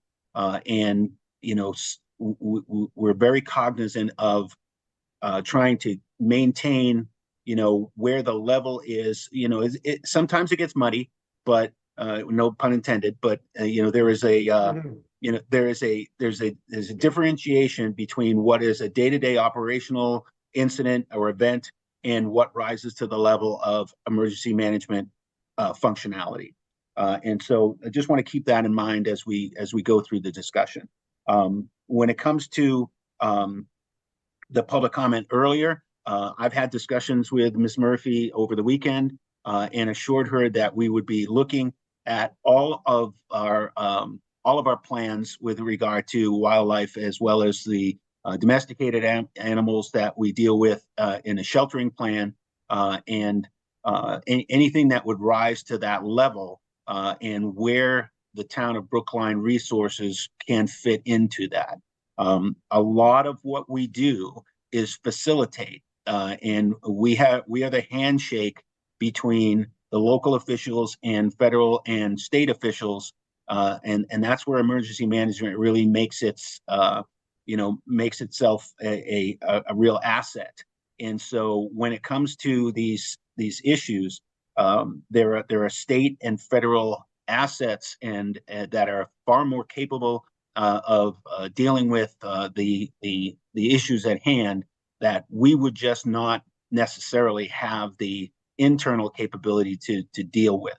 So as long as our plan is realistic, and that is that it includes the resources and that are at the fingertips of the operational folks and or emergency management, if it does rise to that level, that we can make those phone calls, get those assets on the ground as quickly as possible, so that we can start the mitigation process and take whatever steps necessary to reduce the impact of the incident. So yes, we're looking at what was the after action from the response to the Muddy River, and thankfully we had a wonderful program on Sunday where all of those geese and waterfowl were cleaned up and let go.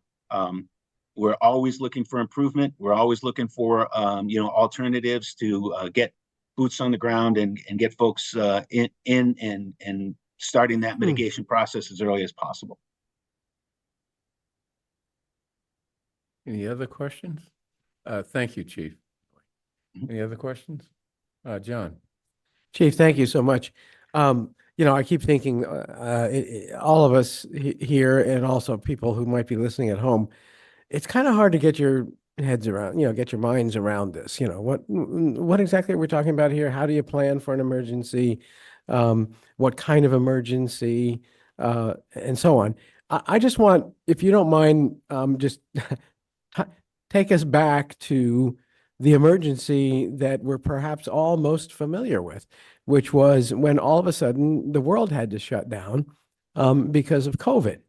And it happened to coincide with my first term on the select board. I and others had to conduct campaigns, virtually.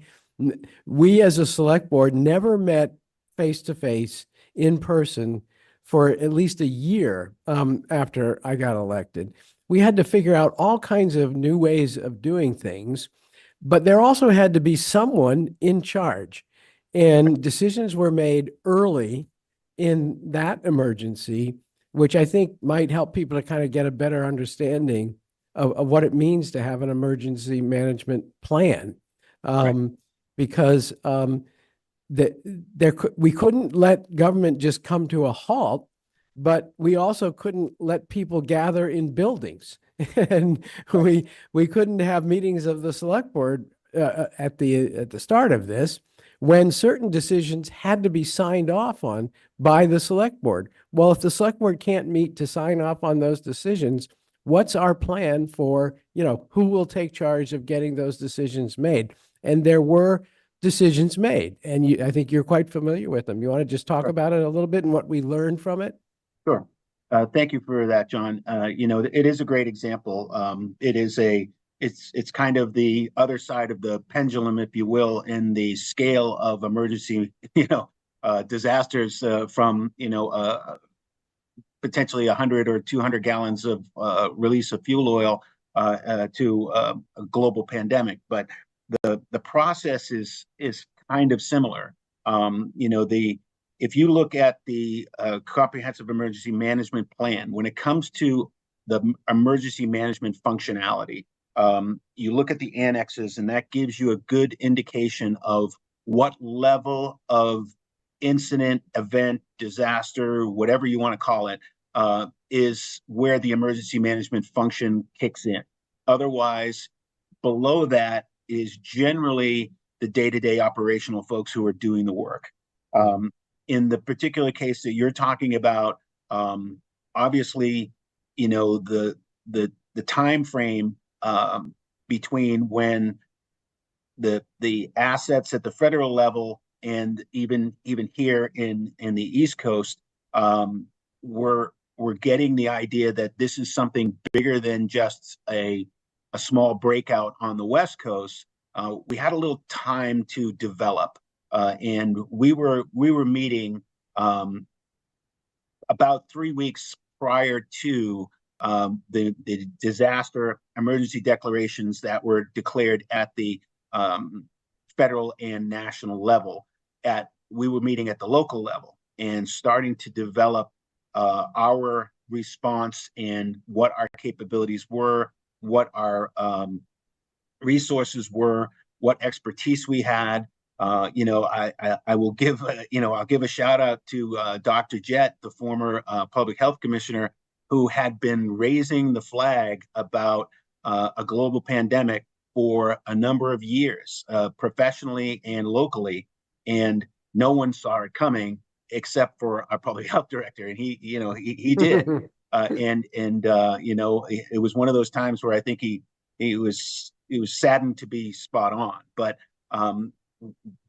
when it comes to taking charge, so to speak, when there is a local or a federal disaster declared, it is drawn out in the laws of the Commonwealth and federal laws as to how that impacts the ability of local government to be more nimble in the event, like you said, where the select board can't meet face to face and decisions need to be made. Mr.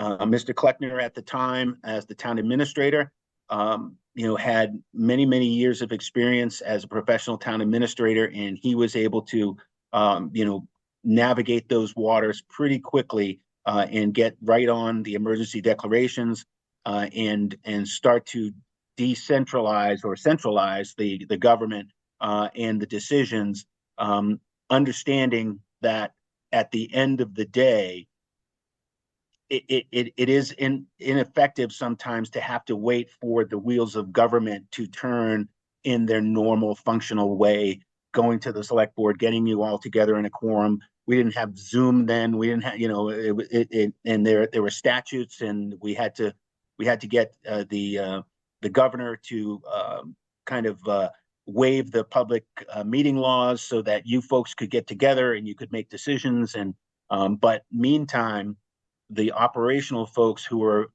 qualified in dealing at that level, basically at that point, it was the emergency management function as well as the public health function, with cooperation from obviously all of the other departments in town as part of the emergency management team.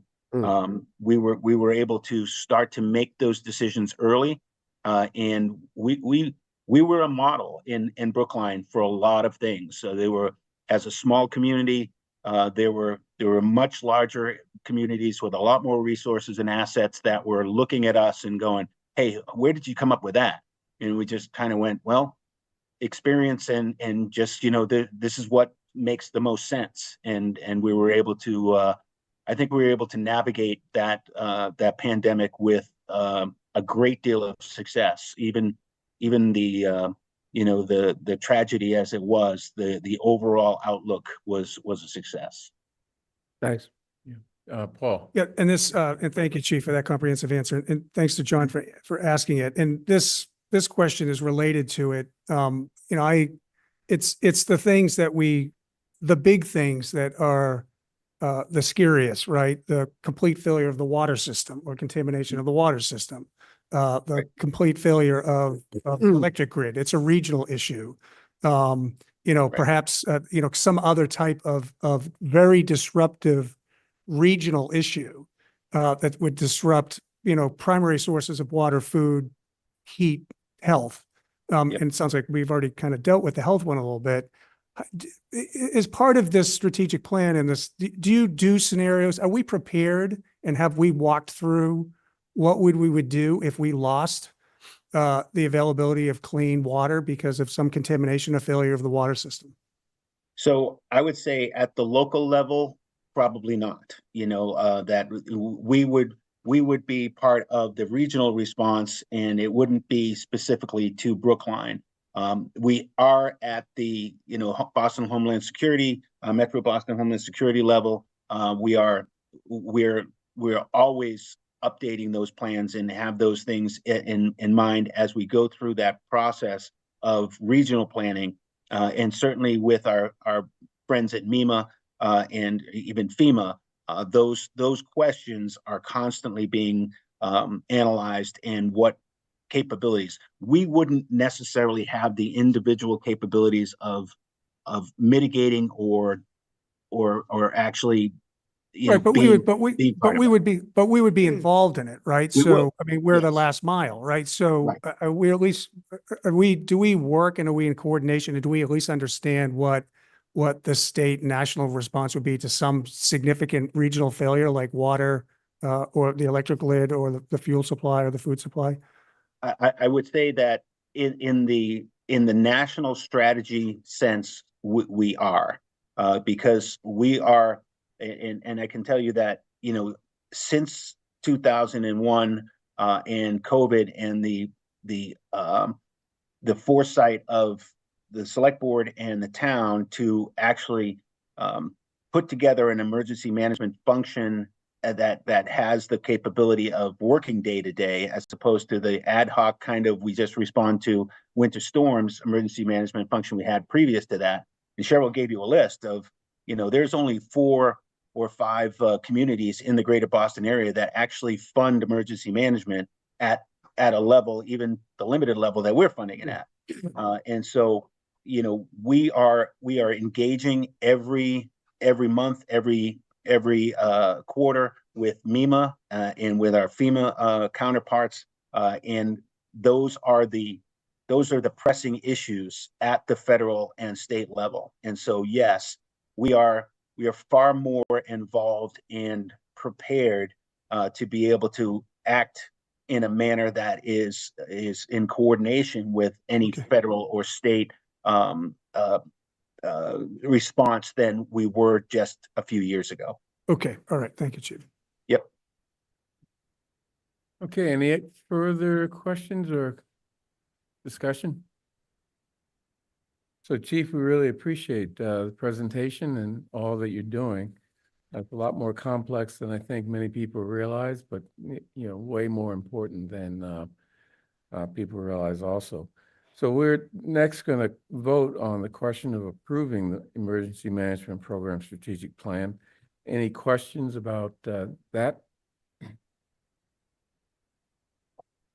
Okay. And just as a matter of course, Mr. Chair, that, you know, this is not a static plan. This is not, you know, this is what we're going to do for the next 5 years. We will be reviewing this plan, and as we are able to meet some of these goals, maybe they get shifted, you know, from FY26 to 27.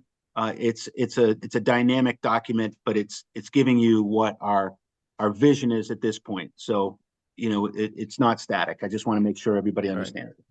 Bernard, we're giving you the authority to move forward with that dynamic plan. Yeah. So Bernard, just to follow on my comment, and again, this is not a criticism at all. It's in the spirit of it's a dynamic plan.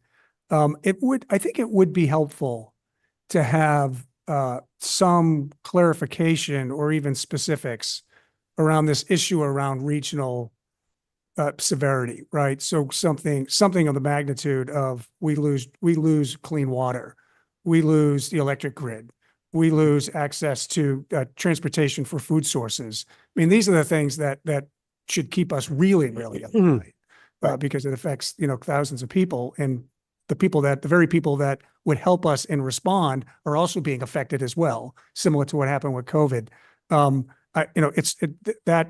I'm not saying that should be added right away, but I do think adding a section or an objective or an activity that is a periodic and regular coordination and check-in with, you know, regional, state actors and emergency folks to understand how we would work in collaboration with them, that would be really helpful to have included in this. Sure. Yeah, wouldn't that be in the draft? Wouldn't that be in the annexes that you're It is to a certain extent, and you know that's why it is so wholly important that we stay involved with the MBHSR and our, you know, and at the EMD level with MEMA and FEMA. The plans that you're alluding to, Mr. Warren, are available at the federal level, and Cheryl and I will research those and get those to the select board so that, you know, you have an idea at least that, you know, it's not just me saying that this is a priority for the federal government and the state government, that you see that background work for in a lot of cases it's prevention, right? I mean, it's what is the federal government doing to prevent bad actors from having Yeah. access to those Well, things? yeah, And that's yeah. way beyond us, but it does go further down into response and mitigation. Okay. Chaz, did you have a? No, I just wanted to emphasize what the chief is saying here, and also what Bernard has said about the hazard annexes, which talk about the issues that we might face and the kind of interaction there. But it's a point well taken. We are, and we are, you know, as the chief said, we're not just part of these intergovernmental conversations. We're an integral player, and I think that speaks again to what the chief talked about with COVID. You know, we've learned a lot, and we are viewed as a model with other communities. So it's good to be part of that conversation. And you mentioned the operational plan, and that's a separate plan that we're going to deal with sometime in the future. Is that an update of an existing operational plan, or? That's correct. So goal number one is to get the 2025, and it's in draft version, and it's being reviewed right now by the emergency management team and the executive team of emergency management, as well as the entire emergency management team. We will go back and we'll address the issues that were brought up surrounding the wildlife issue, and make sure that our annexes are updated to address whatever concerns we might and capabilities we might have there. But that is in your objectives on page 7. You'll see that FY25 is to finalize the 2025 version of the SEMP plan. The SEMP plan has been in the past about a 400-page document that lived in a 4-inch, 3-inch, or 3-inch binder in the back of somebody's car or on a shelf somewhere. It has been remodeled by FEMA and MEMA to be a much more streamlined document and more functional for the operational folks, so that you can just go in, and obviously that with digitization, it's much more available to our unified command posts and our incident commanders to be able to pull up an annex and go directly to that annex and see what the next steps are. So As long as you have electricity. Yeah, well, we also have batteries, so that's good too. So the SIMP plan is the operational plan. Is that what? It is. Okay. It is. So the SIMP library. Yeah, that's what is in. See on my desk in my office is the 1995 plan.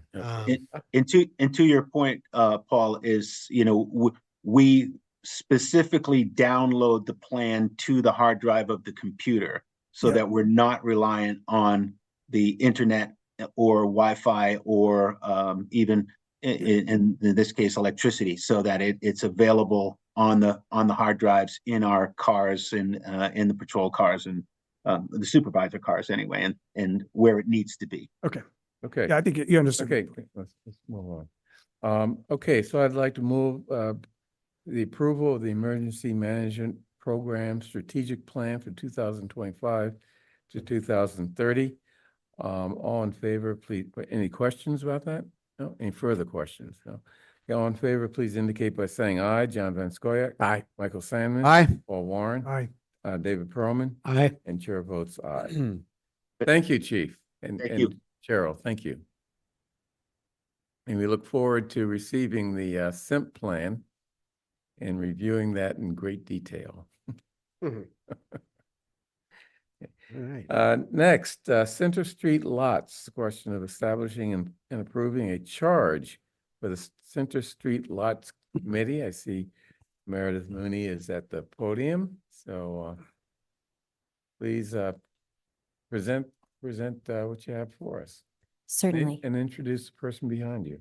Yes, so that's actually my primary role this evening, is to introduce Zach Tessler, who's the newest member of the Economic Development Division. He joined our team back in September, really hit the ground running, helping to support the Chestnut Hill commercial area study, as well as the Economic Development Advisory Board's ad hoc subcommittee to support that study as well. And shortly after joining our division, Zach also received his certification, his AICP certification as a planner. So we're very lucky to have Zach and his talents and experience. Zach is going to be staffing the Center Street Lots Committee and managing the Center Street Lot Study. And I'll turn it over to him to give a update on the project and answer any questions or issues that might come up in your discussion about the draft charge that we included this evening. Okay, thank you all for your time this evening. It's a pleasure And to it's be here Zach with you all. Tesler? Yes, Tesler, Tesler. Thank you. Well, thank you for your time this evening. I have, I think, a few updates and a kind of brief recap to start us off. So as you all are probably familiar, this work grows out of one of the long-term economic development and long-term planning division's ARPA-funded projects, the first phase of which was the Coolidge Corner parking and curb use study, which we're currently wrapping up. And then sort of as that project tamps down, phase 2 is going to be kind of coming off of the ground. So phase 2 being the Center Street Lots exploratory study, which has been funded by ARPA in the amount of $225,000. So some updates since Meredith was here last to discuss the project with you all. We finished contracting with a really wonderful consultant team a few weeks ago, which is being led by Spec Dempsey in consultation with Stantec, who was leading the Coolidge Corner parking study, as well as Eisenberg Projects on tactical urbanism and site activation. And we're here today to present a draft charge to you all, which would empower a select board appointed committee to study the lot and make recommendations regarding its future, including by vote if appropriate. The committee will be chaired by select board member Mike Sandman. And the application process we foresee hopefully opening later this month, taking about 3.5 weeks, after which time we'll get the committee up and running. Staff will submit some recommendations, and we're happy to work with the select board on the application process. Speaking towards timeline more broadly, we're hoping this study will last just over or approximately 1 calendar year, though the committee's work might extend beyond that point, in the hope of selecting either one preferred scenario for the future of the Center Street lots, or possibly working on further study of several preferred scenarios. So with that, we're really excited about this project. We're excited to get the committee up and running and to be working with Mike on this project as we are on Chestnut Hill. And with that, I welcome your questions and any feedback you may have either on the project or on the committee that we're hoping you will appoint over the coming weeks. Great. Any questions from the board? I think the charge is very well done and clear, and going to be great. Paul. Yeah, I have a couple of, first I have a comment, then I have a couple of questions. So first is, we're specifically making this a public body. It's a voting body. It's reporting to the select board, this committee, correct? It's not Correct. like the other Like the other Chestnut one, Hill the other Select one Board that you're one, right. doing, right, Right, which has right. raised a lot of concerns. Right. A lot of concerns. So that's great that it's public. Can we talk a little bit about some of the scenarios that what is the breadth?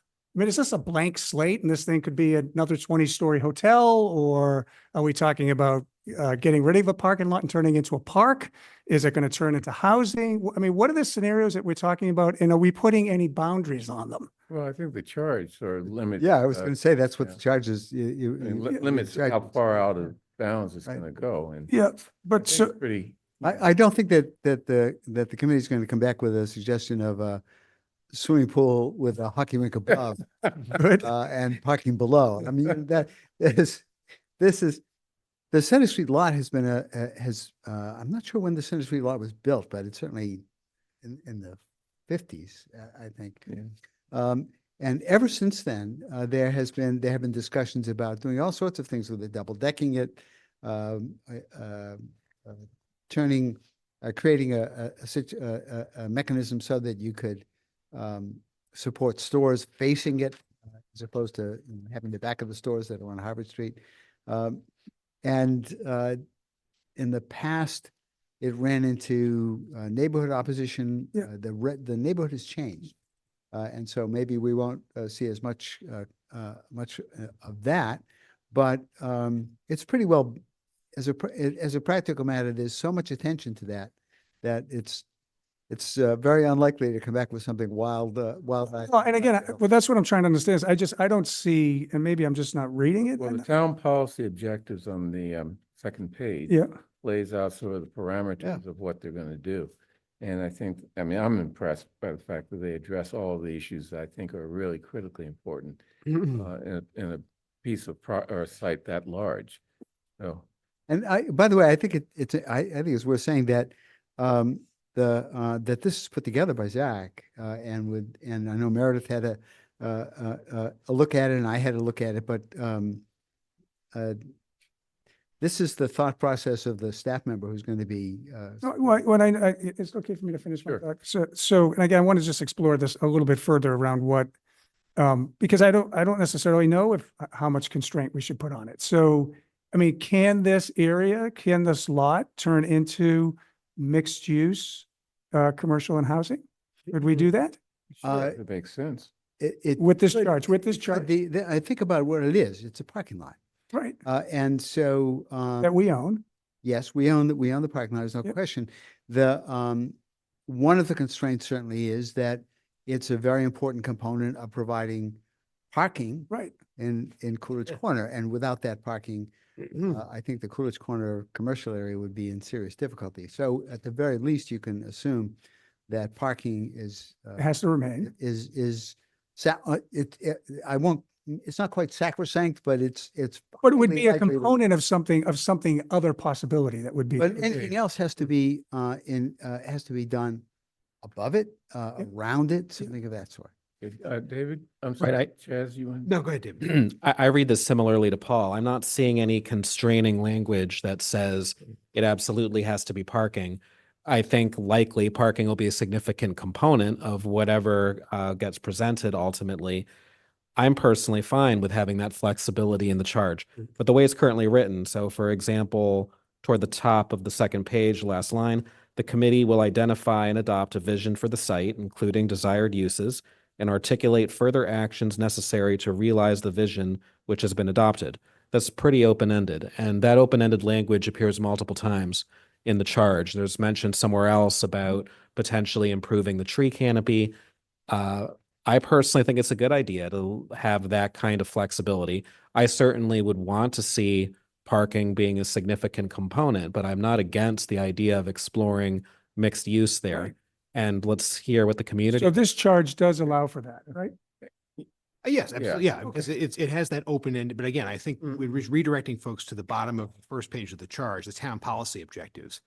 Mixed use housing isn't in there, right? The policy objectives that are being advanced there are multimodal accessibility, community and public gathering space, commercial area vibrancy, connectivity for pedestrians, cyclists, and motorists, green space and urban canopy, climate sustainability, and resilience. Doesn't say mixed use in there. So is that a possibility? Yes, because the charge is open-ended enough that if that's the direction the community takes it in and those objectives are still met, then maybe that would come up. But I think to Mike's point, it would be difficult to imagine a situation where, unless that's where the community takes it, that's where it winds up. Well, but Okay. I mean, I'm sorry. It's this is a discussion. This is a huge deal, Bernard. It's going to take some discussion. So, because this is a tremendous opportunity for the town, a tremendous potential opportunity to do something with a very significant piece of land that the town owns. I don't know what all the options are. I do think it's important that we retain parking because it's critical to the vibrancy of that area. But there's also a great opportunity for maybe additional housing, maybe additional senior housing, maybe additional affordable housing. So what's your objection to a fairly broad? I actually don't. I'm trying to understand, does this enable a broad set of options? Okay. Right. That's what it was unclear to me. Understood your concern. Okay. That's what I'm asking. I just want to add that under the town policy objectives, there are 6 bullets and only one of them mentions parking. So yes, parking I think would be a significant component. I would expect to see that, but I agree with Paul. I like that this is going to be an open-ended charge and we'll hear from the community about what the community values for that site. Okay. Any other questions before we vote? Do we need to add a bullet that says specifically that consider potential housing options? Yeah, Zach, what are your I think- thoughts there?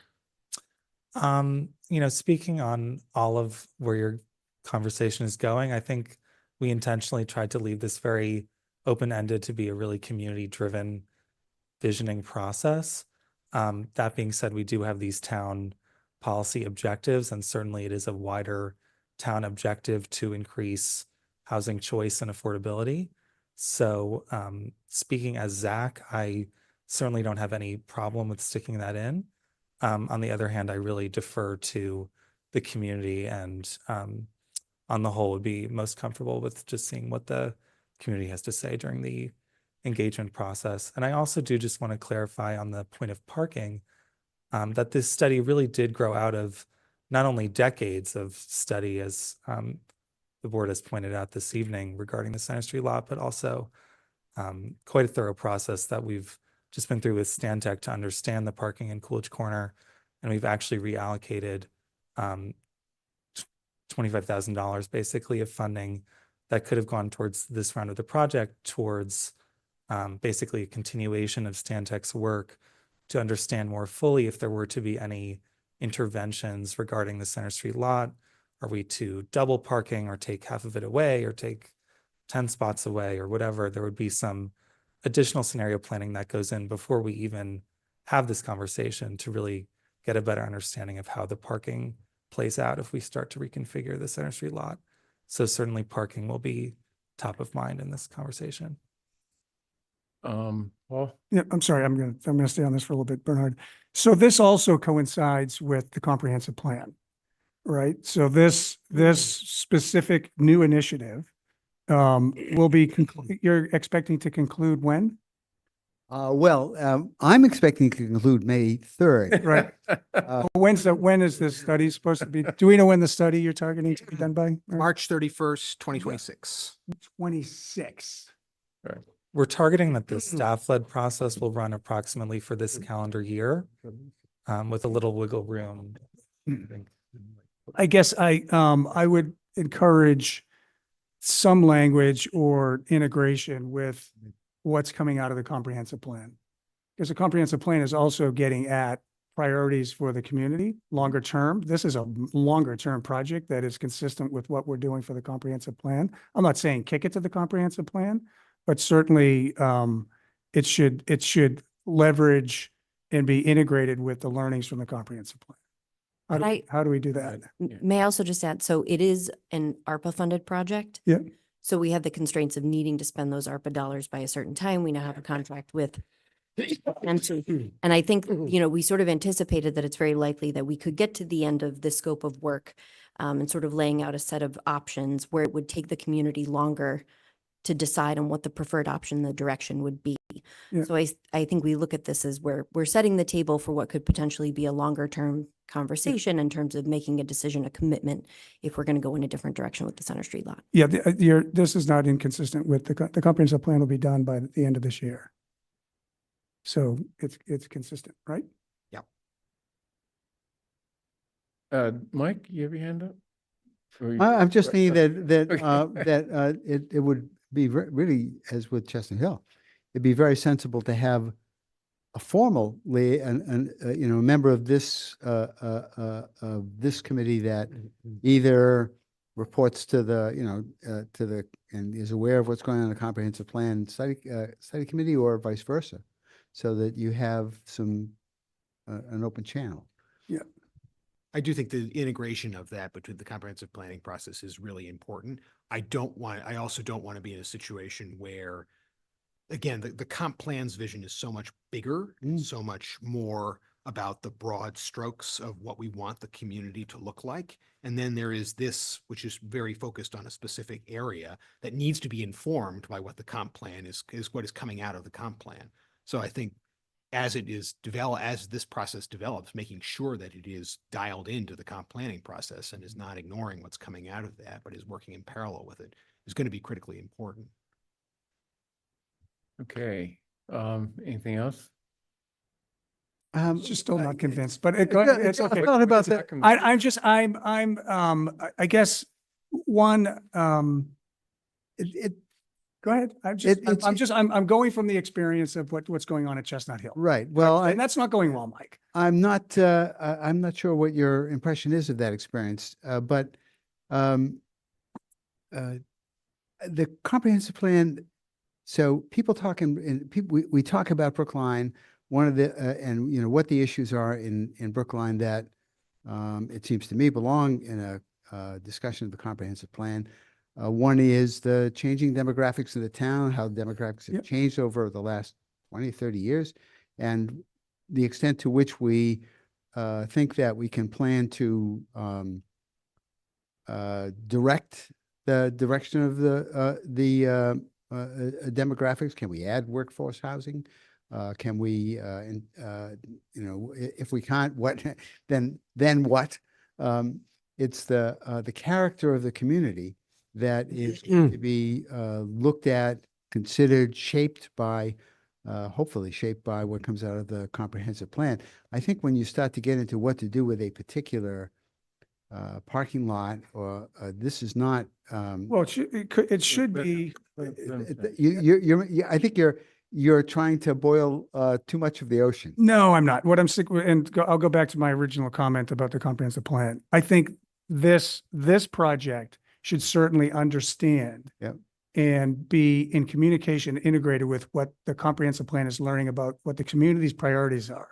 Because there's very few pieces of property like this that we actually have control of, right? There's other properties on Harvard Street that we don't have ownership of that are significant lots, but we actually have control of this space. And I'm just saying that it should be the potential options for that space should include what we're hearing from the community, from the thousands of people responses that we've gotten as to the priorities around green space, transit-oriented housing, affordable housing, senior housing, more options, commercial development. That's what I'm saying and what I'm strongly suggesting. Except that, I mean, whatever comes out of this, parking has to remain. I agree with you. The central. I agree. Use of that property. It's in the charge. So, okay. Okay. So, okay, I'd like to move on and move to approve the charge for the Center Street Lots Committee.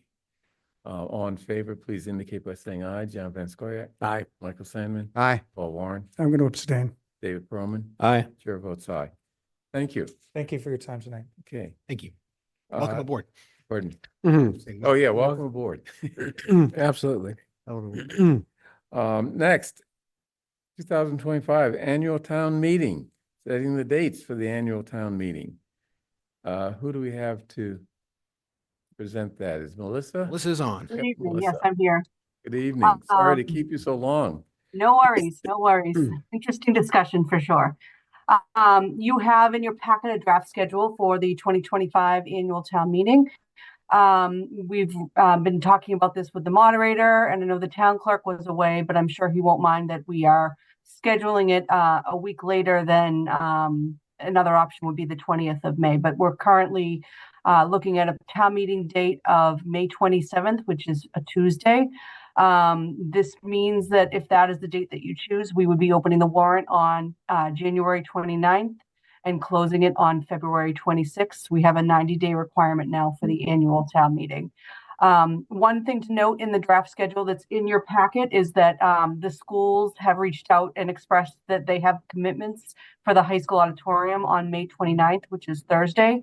So that will no longer be available to us, which means that we would then, after exhausting the dates that are currently on the schedule, we would be looking at potentially, if we went 6 nights, hopefully we won't need it, June 10th would be the additional nights. So looking tentatively at town meeting on the 27th, 28th, 3rd, 4th, 5th, and possibly 10th if necessary. And so the draft schedule, and happy to answer any other questions you might have.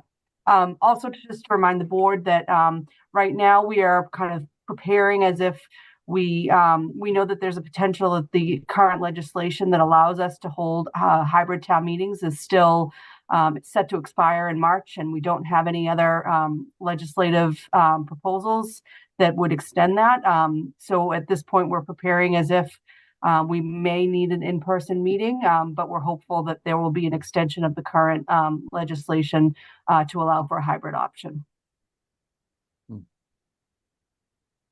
Any questions with that amendment to what's in our packet?